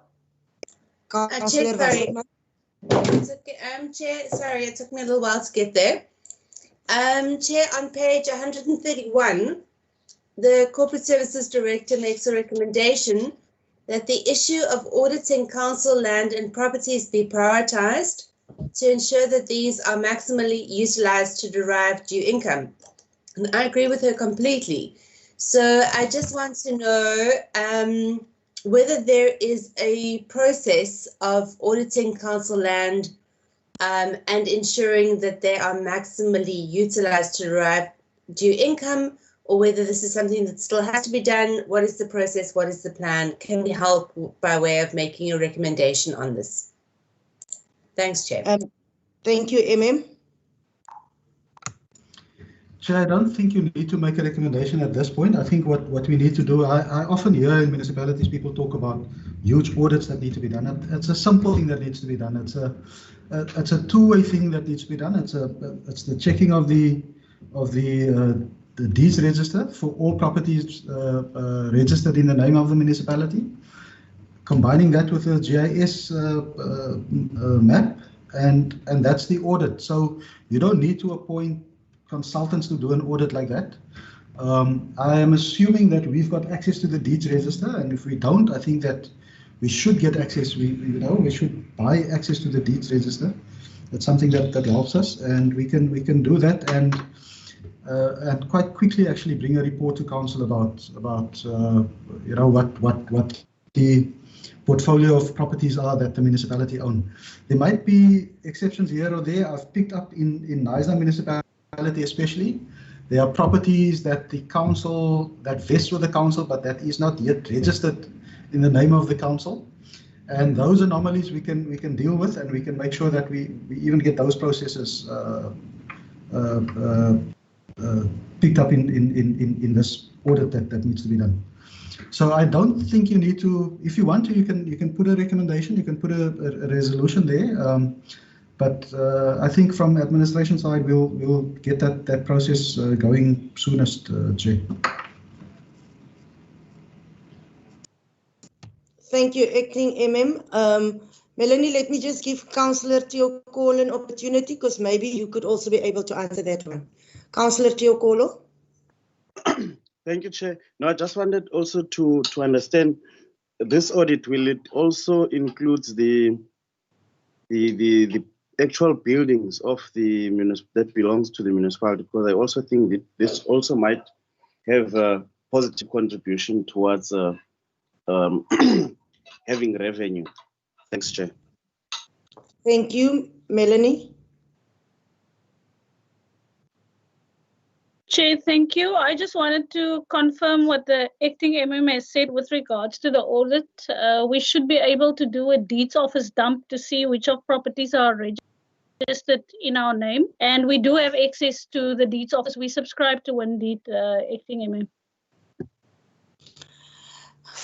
Thank you, Melanie. Tiokola, I see your hand is still up. Do you have a follow-up? Sorry, Chair, it's an old one. Okay, thank you. Councillor Wasserman, do you have a follow-up? No, I don't, Chair, but someone just removed me from the meeting, Chairperson. So whoever that was, can they not do that again? Thank you. Okay. I don't know who removed you, but I by accident removed myself a while ago. So by accident. So I think something like that could have also happened.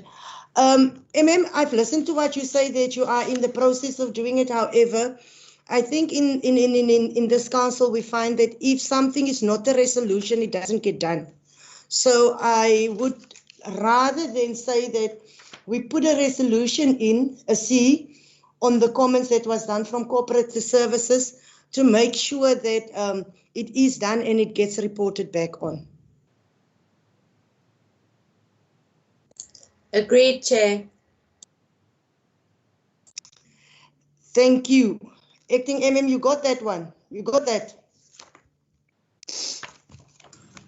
Chair, I've got it. Do you want me to construct something for you? Yeah, yes, we want a C. There's a A, there's a B, there's a C, and the C should be on the issue of the auditing council land, and that it be prioritized. Okay, so can we put in something to the following effect? That the acting municipal manager, now I'll talk about the timing now, that the acting municipal manager submit to the council a complete list of all the properties belonging to the municipality. That the acting municipal manager provide to council a complete list of properties belonging to the municipality, including their extent, their zoning, and the improvements on them. Yes, acting MM, I would just want to ask, do we put it to council or do we bring it first to the section 80 and then to council? No, it comes to section 80 first. Okay. And if it can be done ASAP, MM, I think this is something we've been asking for a while. Thanks, acting MM. I'm just a little bit careful that we don't make a promise that we can't keep. So I would want to give us a period of 3 months, Chair, just to make sure that we have enough time to complete it. Okay, thanks, acting MM. In 3 months' time, I think it will be December. So we will expect a report like this in January. Yes. Okay. Thank you, acting MM. Committee, do we agree on this? Yes, Chair. Thank you. Then Yes, Chair. Then we move to 6.6, outstanding debt report for quarter ending 30 June 2020. Any questions?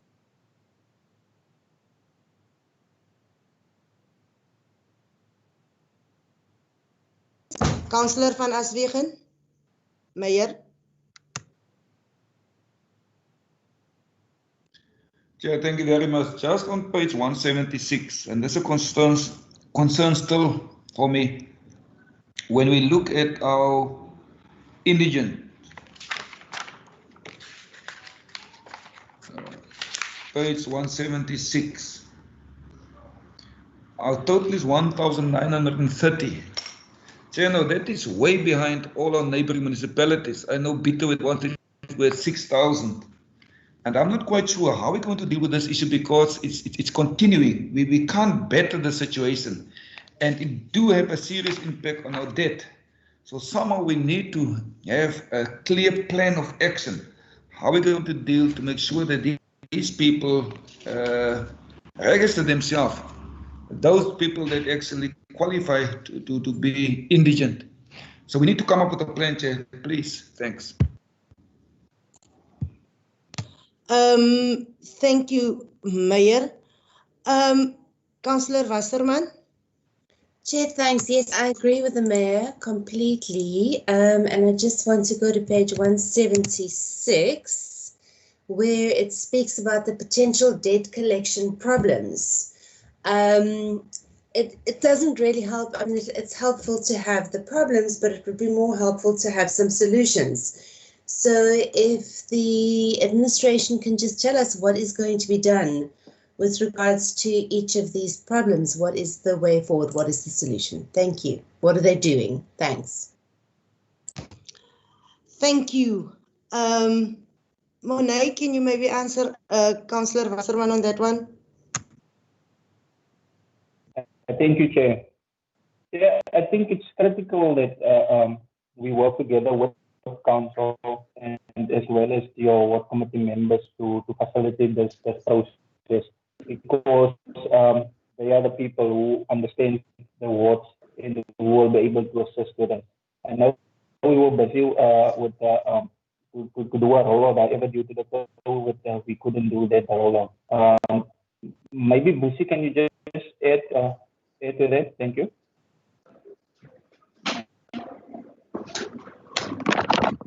Thank you. Good afternoon. Yes, we actually do have a roadshow every year. It's said that this year, 2020, was affected by the, I'm not sure if you can hear me, by the lockdown or the COVID-19. But in every year, we do go out to every ward, and we always include the councillors of the specific ward to assist in terms of communicating with the members of the communication of the specific ward. But I must say that there's been a very poor turnout in most of the communities. I think one of the ward that normally comes out better is normally only, but we do work out in terms of communicating that on times, advertise on all social media, and also communicate with our councillors. But we are open for suggestion if there's any assistance we can get, especially from the councillors, to assist us in terms of communicating more in the wards. Thank you. Thank you, Busi. I see Councillor Tiokolo and then Councillor Skosana. Mayor, is your hand still up? Sorry, nee, je moet afkomen, meisie.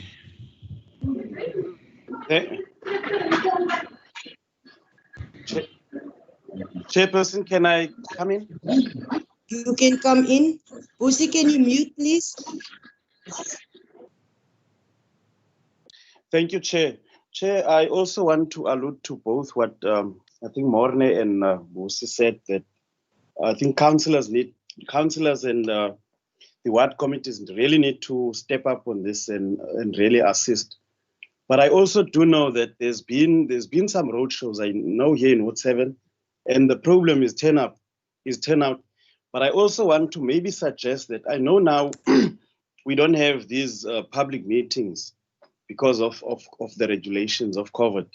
But I also do want us to maybe consider in the future that whenever there is a public meeting at the hall or somewhere, that you have this as a standing item, that even when that meeting is loud hailed, especially here in the northern areas, even when that meeting is loud hailed, you make sure that you have staff who is going to be dedicated for this, maybe 2 people, maybe at the back of the hall, to deal with these issues. Because I think in some public meetings, that's where the communities are able to come to the meetings and then be able to do this. But that is one of the things that I think you can maybe consider in the future. Thanks, Chair.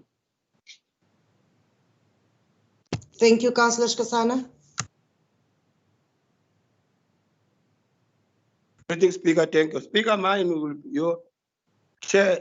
be very simple regarding the indigenous people. I'm worried here, yes, we do have these meetings and want people to come there to register. But we don't accommodate the elderly people, especially the ones who are disabled, who is in the informal areas, like you're on top of Sanlam and all the stuff. I think we've been saying this for quite some time now. We need to have a budget that's built to field workers. That can go door to door. If it needs to be the ward committees with the CWPs, let's have an incentive that will encourage them. For this thing of having 3 or 4 people from our staff sitting in the community hall, expecting people to come to Chrisan, it doesn't assist us. That's what we are finding ourselves in this corner now. We've got people who can't get to the community hall. What are we saying about them? Please, man, let us be proactive now, going forward. Thank you. Thank you, Councillor Wasserman.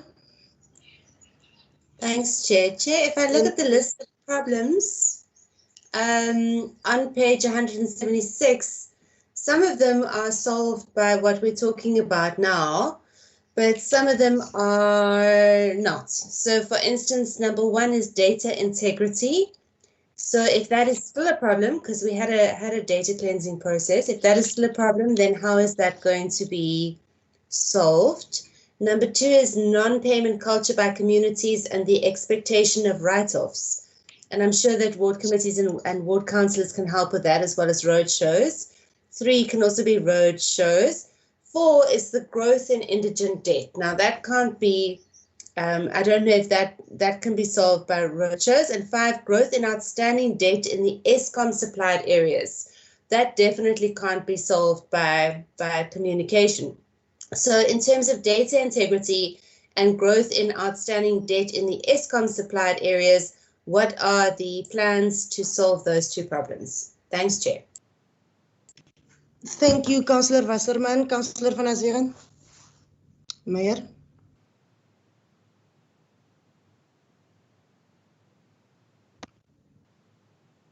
Meyer, Thanks again. Yeah, no, thanks again. And I just want to get back to what Councillor Wasserman just raised. Well, I totally agree with the first one.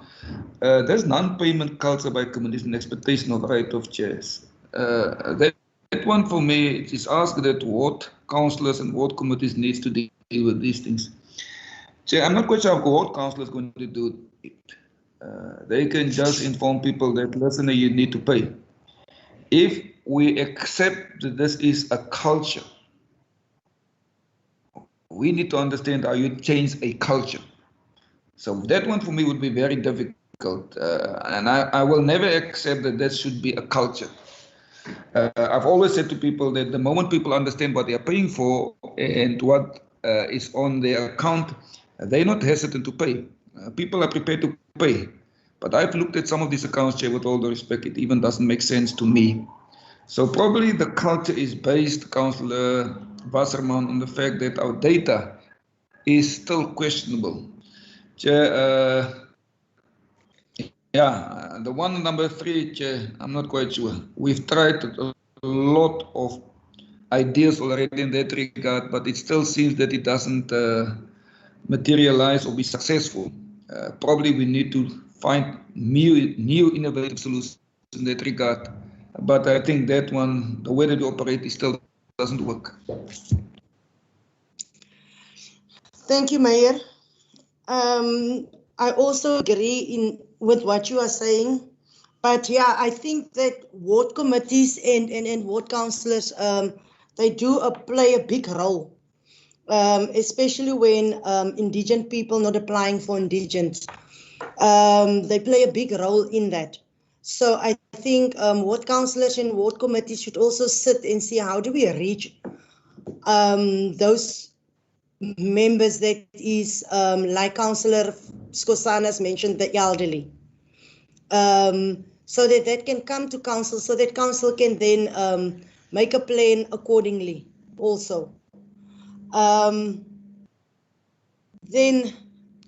on the growth in indigent debt, I do find that, Busi, that somehow these things are out there, they are in the newspaper, but the paper it is in is the action aids. Busi, I don't read the action aids. I only read the action aids when someone shows me something. So when we actually want people to apply for indigent, we need to make sure that we use maximum exposure And unfortunately, maximum exposure for me is the simple one. People use libraries, they use shops, they use spaza shops. That is where they go. That is where they will go, they will read. I will only buy the National Plate Herald if I see something interesting. If I don't see anything interesting, I'm not buying the National Plate Herald. I will read it on my phone. Those advertisements don't come onto the phones. So I think how we actually are advertising this or getting people to know about this, we need to be more on the ground and thinking, what is it that our people do? Where do they go the most? I have to go and buy a bread every day. And that is the type of things we actually need to start thinking about to make sure that our people do apply for indigent. Monet?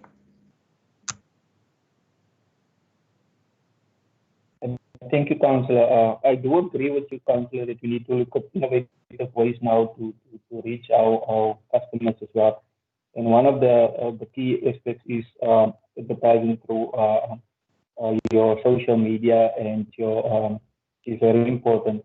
This, Councillor, I want to add on what you said with regards to the relationship between councillors, ward committees, and the municipality. That will be a critical role, especially if you look at when you refer to the culture of communities. We going to local elections as well next year, and if councillors does not support the administration in terms of implementing the policies and bylaws, that will cause also now problems with regards to debt collection, especially around about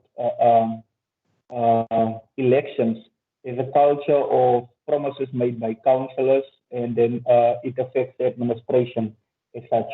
So that message needs to not just be informed by administration, but also our councillors and ward committee members, that you should pay your accounts, and then when the municipality implements measures to restrict if non-payment is, that the councillor is in agreement to work hand in hand with the administration. Thank you. Thank you, Monet. I totally agree with you on that one. Is there any comments or suggestions to the administration on this one? Councillor Wasserman? And yeah, then Chair, I think the discussion is really helpful, but if it doesn't get translated into a recommendation, then it might as well not have happened. So I think that we must recommend that the administration explore alternative ways of communicating with residents with regards to application for indigent rebates. So something like that, Chair. And I think what you've said about putting notices up at spaza shops and that kind of thing is really, really useful. Okay, thanks, Councillor Wasserman. So committee, we've got an A that we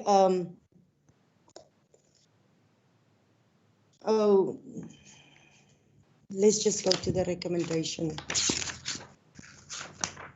on page. The recommendation is on page 177, that the credit control and debt collection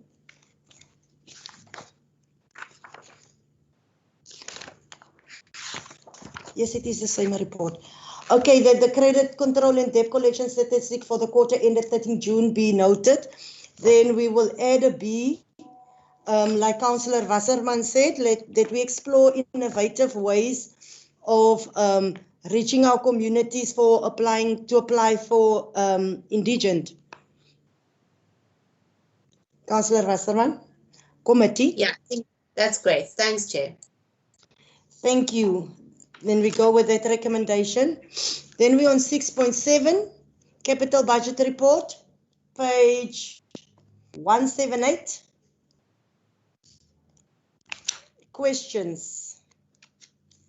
Before we actually allow questions, this is one of those items where the print is so small that it is really, it makes it unable to read. Any questions on this one, Councillor Wasserman?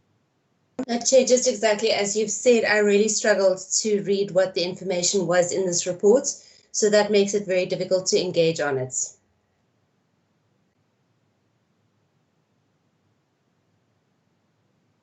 Councillor van Aswegen. Chair, thank you very much. I'm not going to touch on the part that is very difficult to read, but rather on page, I think it might be page 178. Chair, we sit in this PCF meeting and a report given on all municipalities in the Western Cape.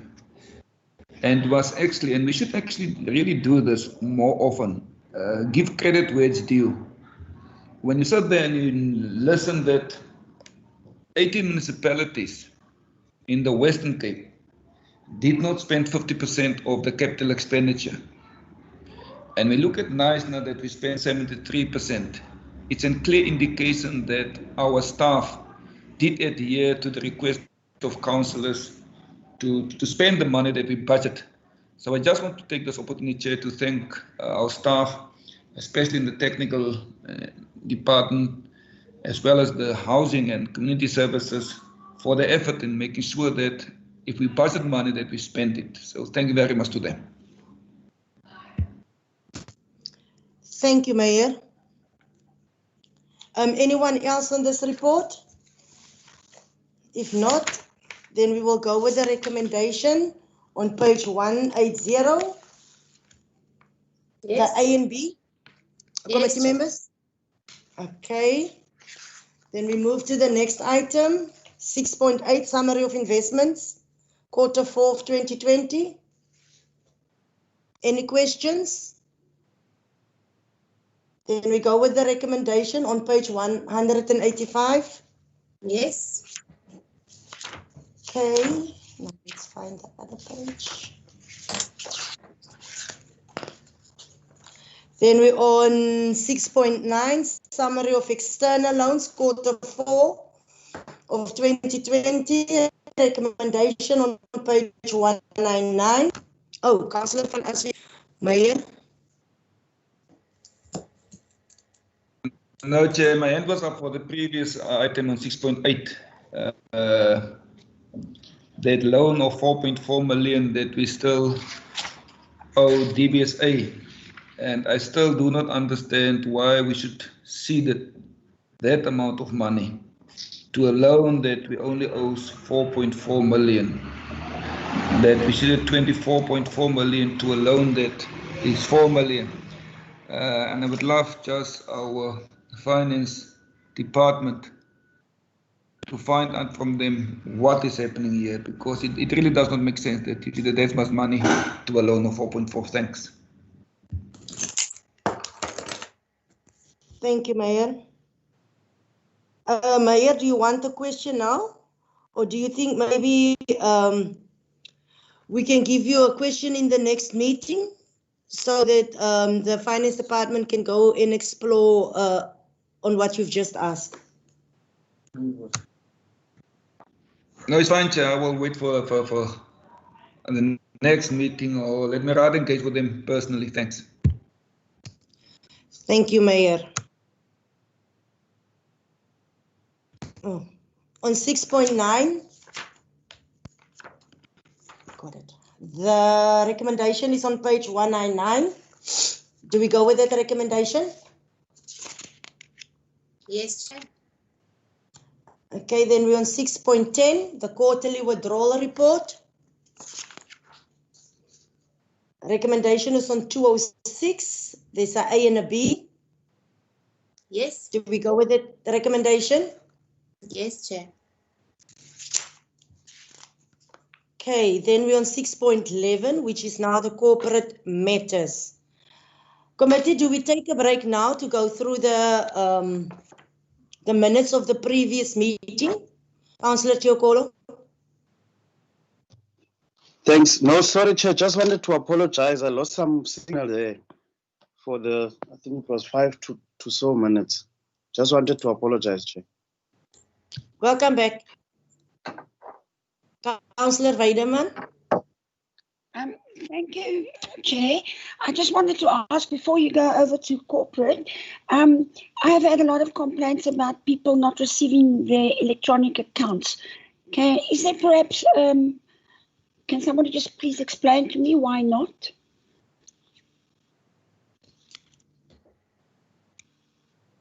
If that's Monet? okay with you? No, it's fine. We'll allow it. We are very relaxed. Thank you so Committee. much. Lucy, can you please respond to the question raised by the council? Councillor, I just want to say that quite a few people didn't receive the electronic billing. What was the reason for that? Chair, we had a delay in the last month, but all the statements were released. Yeah, we were a bit late, but all the statements were released electronic as well as the posted one. The post office is slow, but I think, Councillor, if you can refer the customers to us as you receive those queries, we'll appreciate that. Because on our side, we did release all by email. Thank you. Because I received mine electronically as well, and I haven't received anything. Okay, thanks. I'll take this out of this meeting. Thank you. Thanks, Councillor Weideman. Thank you very much. Thank you. Committee members, do we take a break now? Yeah, and then, okay, if we're going to take a break, we're going to take a 15-minute break because we need to go finish the legal matters, and we still have an in-committee and we need to be finished by 2. Okay, Chair. Okay, Fine, so Chair. we'll be back at 11:45. Yes, thanks. No, sure. Chair. But it's 25 to already now, Chair. We'll be They're back giving at us 10 10 to minutes. 10 to Councillor. Okay, thanks. Sure. So everyone will be back at 10 to 12. Super.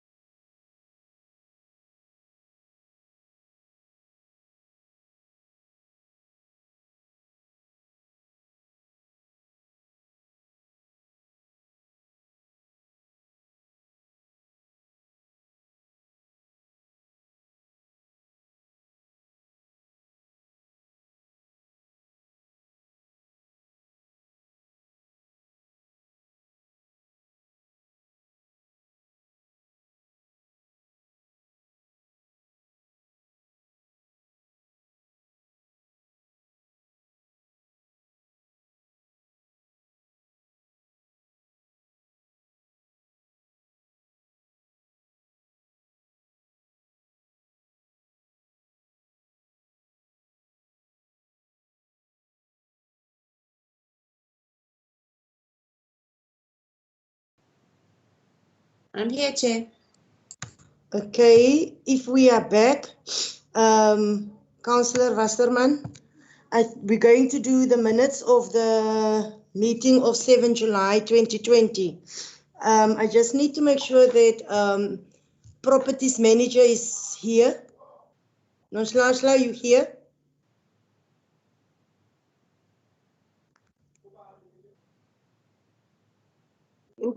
Yes, I'm here, Chair. Thank you. Then I think we're going to go, are we doing this minutes before we go to the legal minutes, the legal report on the legal matters? Committee members? Chair, we can go with the minutes. Okay, so we now on the minutes of Tuesday, 7 July 2020. Yes. Anything on that minutes? No. So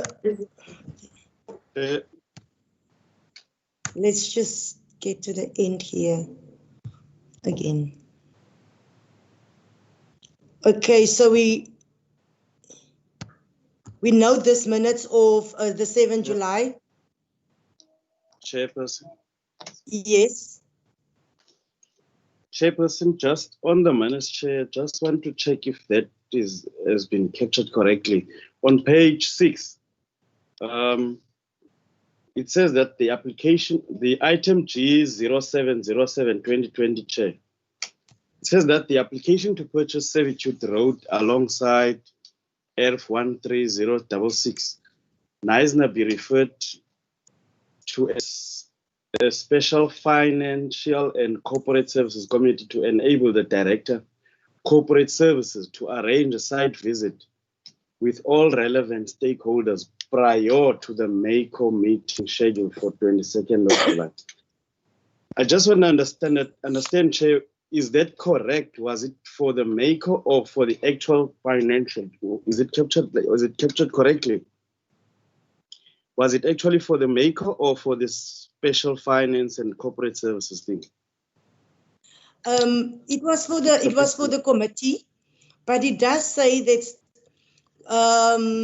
the way I understand it, that the application to purchase Servitude Road along ERF 13066, NISNA, be referred to a special finance and corporate services committee meeting to enable the director corporate services to arrange a site visit with all the relevant stakeholders prior the mayoral committee meeting. So we had that special finance and corporate services committee meeting before we had the MACO meeting.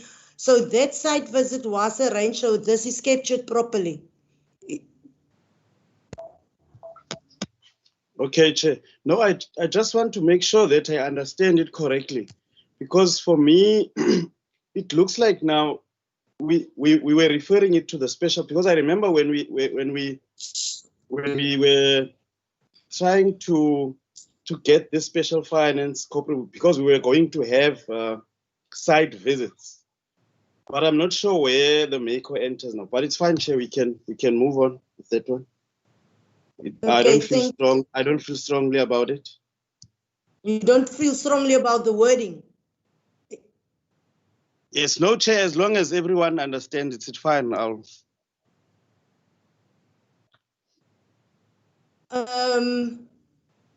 So we note this report, this minutes? Yes, committee Chair. members?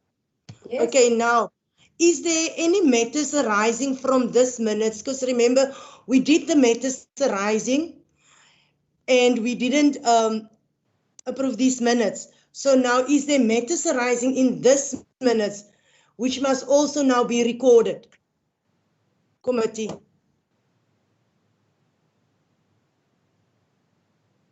Yes, Chair, I've got, if you will allow me. With pleasure. Chair, on page 7, the item G0. Let me get there. Let me get there. Okay. The item G07-2020 I think we resolved that we get a feedback in this meeting, and I don't know what happened with that one as well. Maybe there was also problems with logistics. I don't know, but I'll wait to hear from what happened. The item G0707.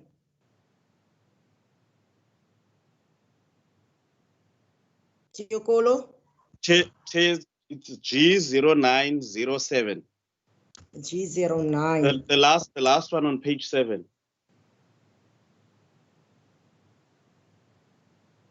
You see Okay. Okay, the report back on the application to lease Marigold Street Sedgefield for cultivation on food and medicinal crops. Yebo, Chair. Yes, now I agree with you on that one.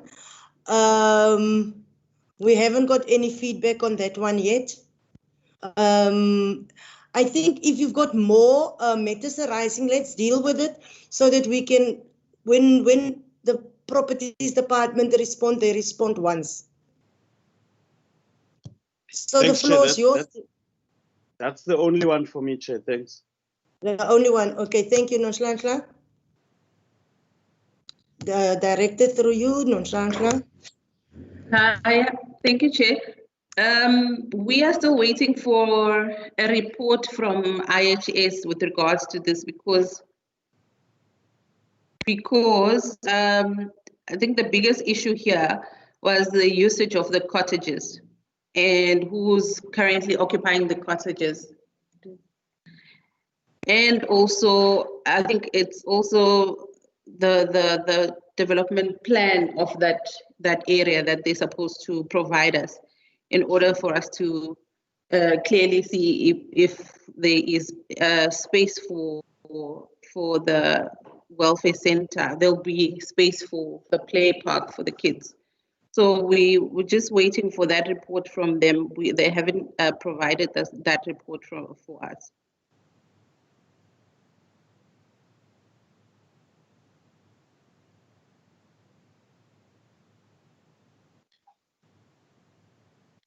Chairperson. I think Nonhlanhla is talking on the wrong item.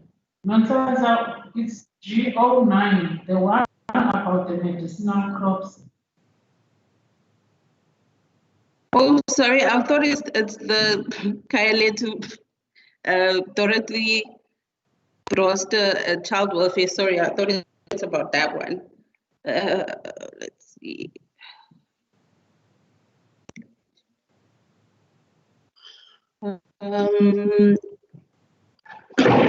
Okay, this one, I think that what we needed to find out, I think this is for social benefit. We did confirm that this is for social benefit, and we just need to do an updated valuation. But the problem what we've been having in the section is we have depleted our funds for valuations because some of the applications, there are some applications that have been approved but don't have valuations on, and this one is also one of them. So we are still trying to get funds for that so that we can get updated valuations for some of the applications that have been recommended and so forth.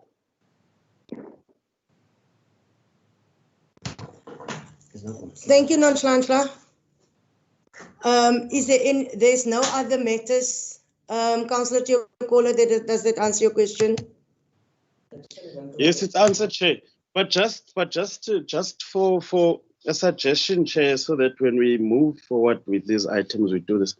Can we maybe, when we have in the next section, items like this, Chair, because for us as the members of the committee, we get direction from you.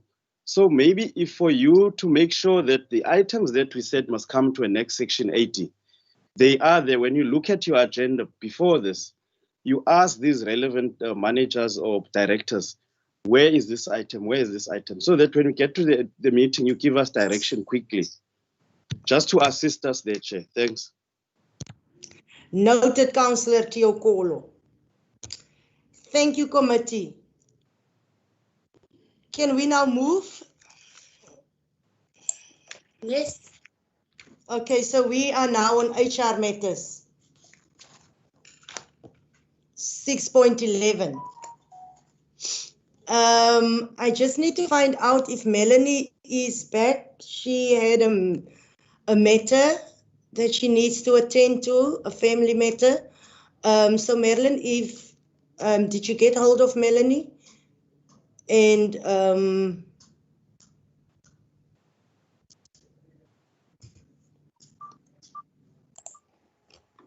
Good afternoon, Chairperson. Melanie asked to be excused from the meeting. She is attending to a family emergency, so I don't think she will rejoin the meeting.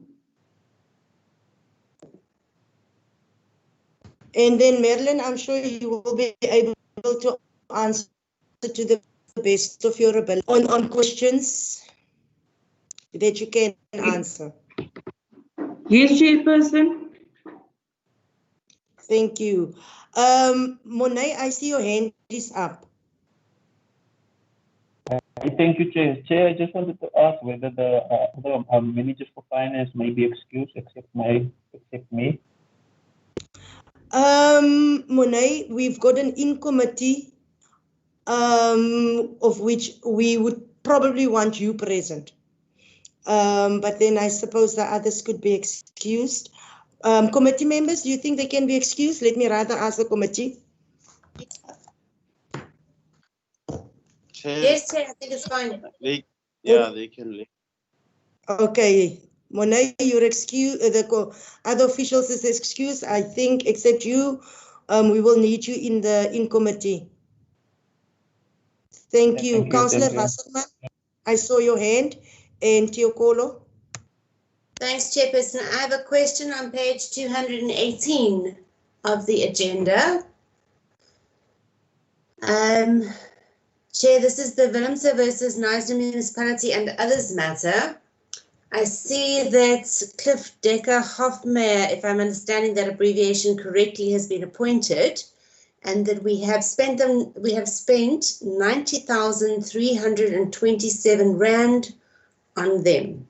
Now, I understand from those papers that nothing was asked of Knysna Municipality. There was a costs order in the event that the municipality opposed, for instance, but there was nothing in the way of pleadings that the municipality had to get involved with. So what has Cliff Decker Hofmeyer been doing for 90,000 rands worth of time? And was it really necessary to appoint external attorneys in this matter? Thanks, Chair. Thank you. Councillor Teokolo, do you have a question? Thank you. Yes, Chair, I've got a few. Okay. And then Councillor Wasserman, I think we must just raise all the questions we want to raise so that the administration can then respond on all those questions. Thanks, Chair. Can I continue, Chair? Floor's yours. Thank you. Chair, on page 214, the last item there, the Konuti restaurant one. I just want to understand, Chair, if you look at the resolution 3 that is quoted there, they say we await above mentioned report to be submitted. I just want to understand when are they having, where is this report? When are they having the report? I guess that is legal, waiting for that report, which was supposed to be submitted by the internal auditors. And that was supposed to be done last year in 2019. The other one, Chair, is on page 216, the Adonis and others matter. It says there, with this matter, it says this matter was set down for the 11th and 12th of May 2020, but due to the prevailing lockdown restrictions, a new date was obtained, being the 11th and 13th of August. So I just wondered if we can maybe have a verbal thing there. I understand the report was prepared before this, but if we can maybe have that, if there is one verbal thing. The other one, Chair, is on page 217. the Thyssen Island homeowners. In the actual update there, it talks about the 80,000. I just wanted to understand, is the 80,000 on top of the legal costs that we've got there, the 159,739? Chair, I think that would be, yeah, that would be that for now, Chair. Thanks.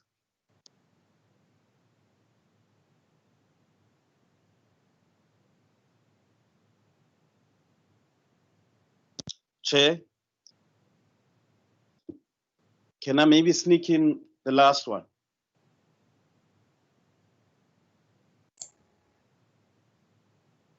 Is the chair still there? She's back. She's back. Okay. Let me sneak in another one, Chair. The other one is on page 220, Chair. The demand for payment of damages, the vicious dog attack. I just want to understand. It looks like the dogs or a dog attacked this person, and the dog was belonging to an employee of council. Is there anything that, is there anything that has been done to the employee, or were the dog supposed to be there? Thanks, Chair. Thank you, Councillor Tiokolo. I was also dismissed out of this meeting somehow. Marilyn, can you please answer? Thank you, Chairperson. I will start with the questions by Councillor Tiokolo. With regards to the Cornutis restaurant matter, Council in March last year resolved that our internal audit department investigate whether the expenses we incurred from the Cornutis restaurant tobacco, whether that can be was due to possible negligence. We haven't seen the report. The report was supposed to be submitted in April 2019.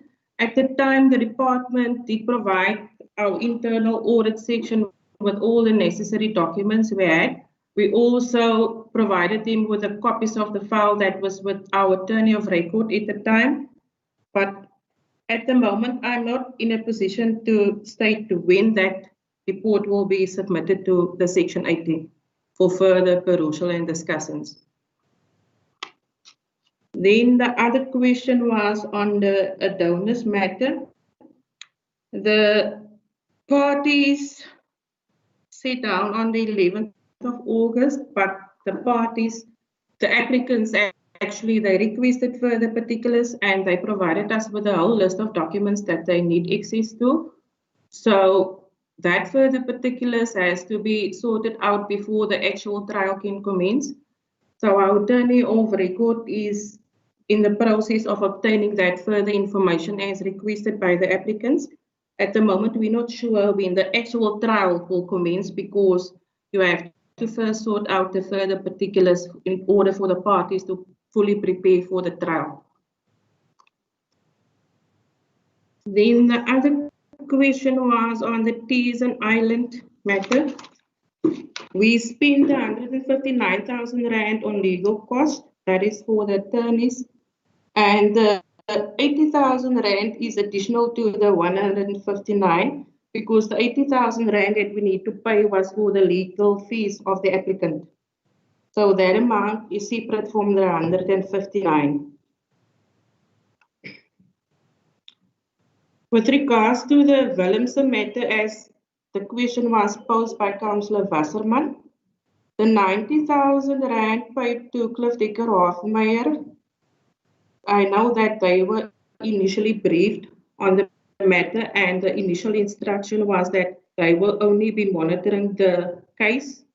And I think the 90,000 Rand consists of the initial consultation, the brief, and I know they also did court attendance for us when the matter was heard.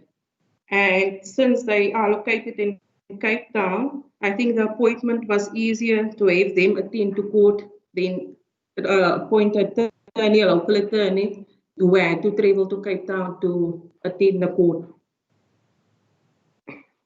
At the moment, the matter has been dormant. We was previously advised that the applicant would have applied for leave to appeal, but we haven't received anything in that regard. So the file is currently being held in abeyance. Then, Chairperson, the demand for payment of damages, the dog attack. We are currently waiting. The claim was submitted to our insurer, and we are currently waiting the feedback. And with regards to whether any action was considered or instituted against the employee, I'm not in a position to advise on that. I think perhaps the Office of the Acting MM and the Director of Community Services can assist in that regard. I think I covered everything unless I missed something. Chairperson. Thank you, Merlin. I see the hands of Councillor Tiokolo, Councillor Wasserman in the Acting MM. I just need to understand, is this new questions? Because if it's not new questions, then I want the Acting MM to respond first. Councillor? It's a follow-up. So Acting MM can respond. Okay. Councillor Tiokolo and then Councillor Wasserman. Chair, thank you. Oh, you can go, Michelle. Okay, my follow-up is just with regards to the fact that I don't think it was necessary for anyone to attend at court in the Willemse matter. There was no risk to counsel. And even if they were there, I think we have been ripped off, and I hope that the amount will be taxed. So that's actually a question. Are we going to have their bill taxed? Thanks. Councillor Tiokolo. Chair, my follow-up is on the Konuti one. Look, Chair, this report from the internal auditors was supposed to be submitted in April 2019. And I'm not sure whether can we have someone in the meeting who can give that answer. Why have we not? Why is this not report, this investigation here yet? And also, I think the second one you said, Marlene said maybe the MM will answer. So I'll wait for the MM on the second, on the claim for the dog. Thanks. Thank you. Acting MM.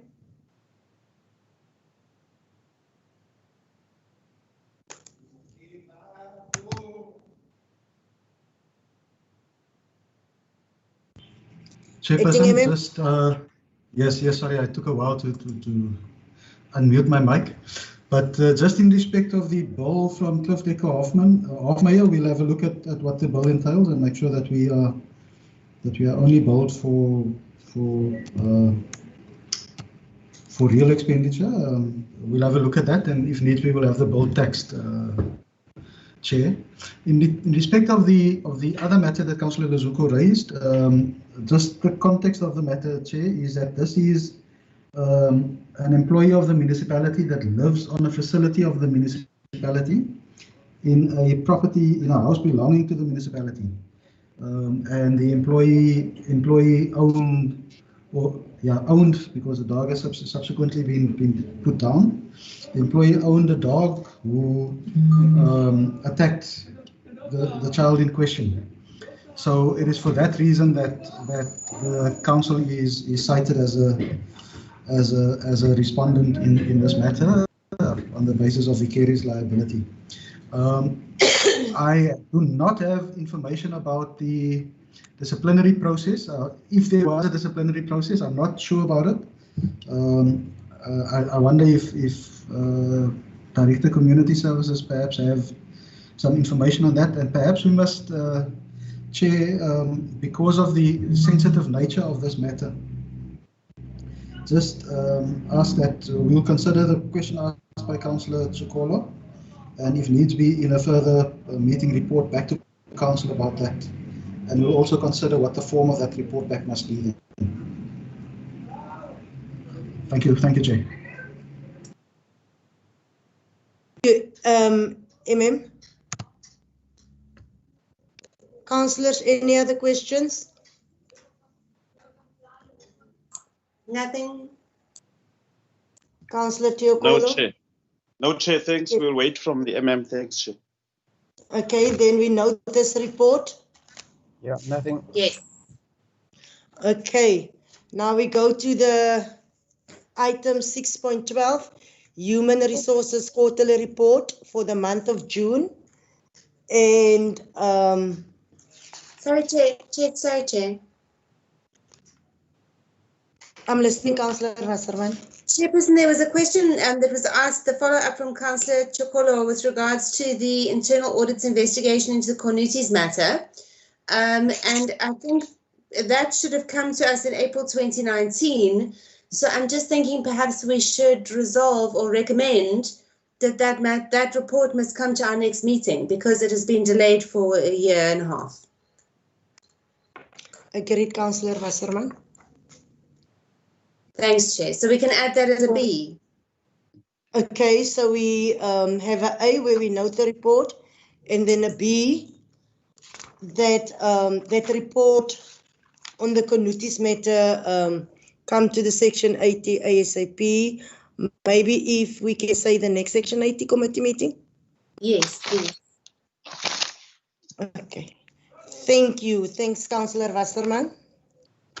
Then we go to item 6.12, HR matters for the month of June 2020. Questions?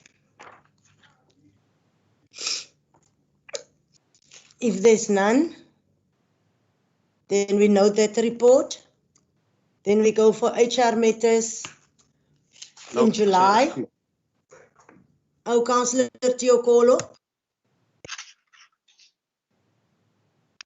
Thanks.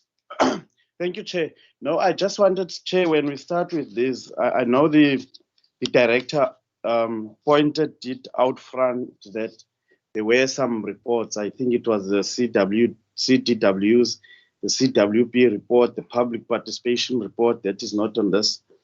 And also now I see when I check the minutes that we have been sent, there's also the OHS report. And I also said, I mentioned that there's a report that I also didn't see, the SDP report from April to June, because in the last section, the 80, we had the one from January to March. So, and also, Chair, the CCMA report, I didn't see it. So maybe if we could start there, Chair, and then continue with these items. Thanks. Councillor Teokolo, I do believe the director also mentioned the OHS report, which wasn't included, and she apologized for it not being included in this agenda. The CCMA matters and stuff, that is part of the in-committee agenda. On the in-committee agenda, we have the outstanding debt reporting for the municipal employees, and then the labor relations matters for the month of June to August. And that has all the other stuff that you're talking about, the CCMA and everything, including in there. Councillor Teokolo, does that answer your question? Chair, yes, the labor relations. I see it's in committee now. Yeah. No, thanks, Chair. I had a problem with opening this agenda, but I've managed to open. I see it's in there now. But also, Chair, I want to point out to this. These reports, if you look at it, it says quarterly report, whereas it's only 2 months. It's July and August, for an example. Then it says quarterly.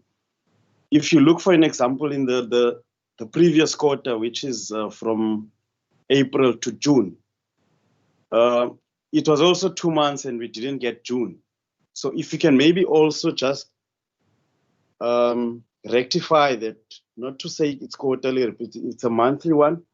And then if it's 3 months, then it's a quarterly one. Because it's confusing. Sometimes you don't look at the month, You just say it's a quarterly report and then you continue, whereas you didn't get one report of 1 month. Thanks, Chair.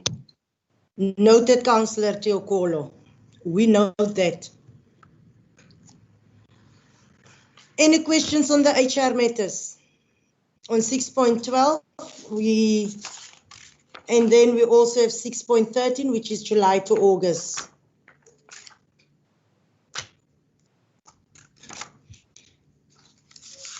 So we note 6.12. Yes. And we also note 6.13. Yes. Okay. Councillors, then it is 12:20. Can we be logged into in-committee at 12:30, please? Yes. There's an in-committee link. Thanks, Chair. Thank you. Thank you, Bye. everyone. Bye-bye. See the rest on in-committee.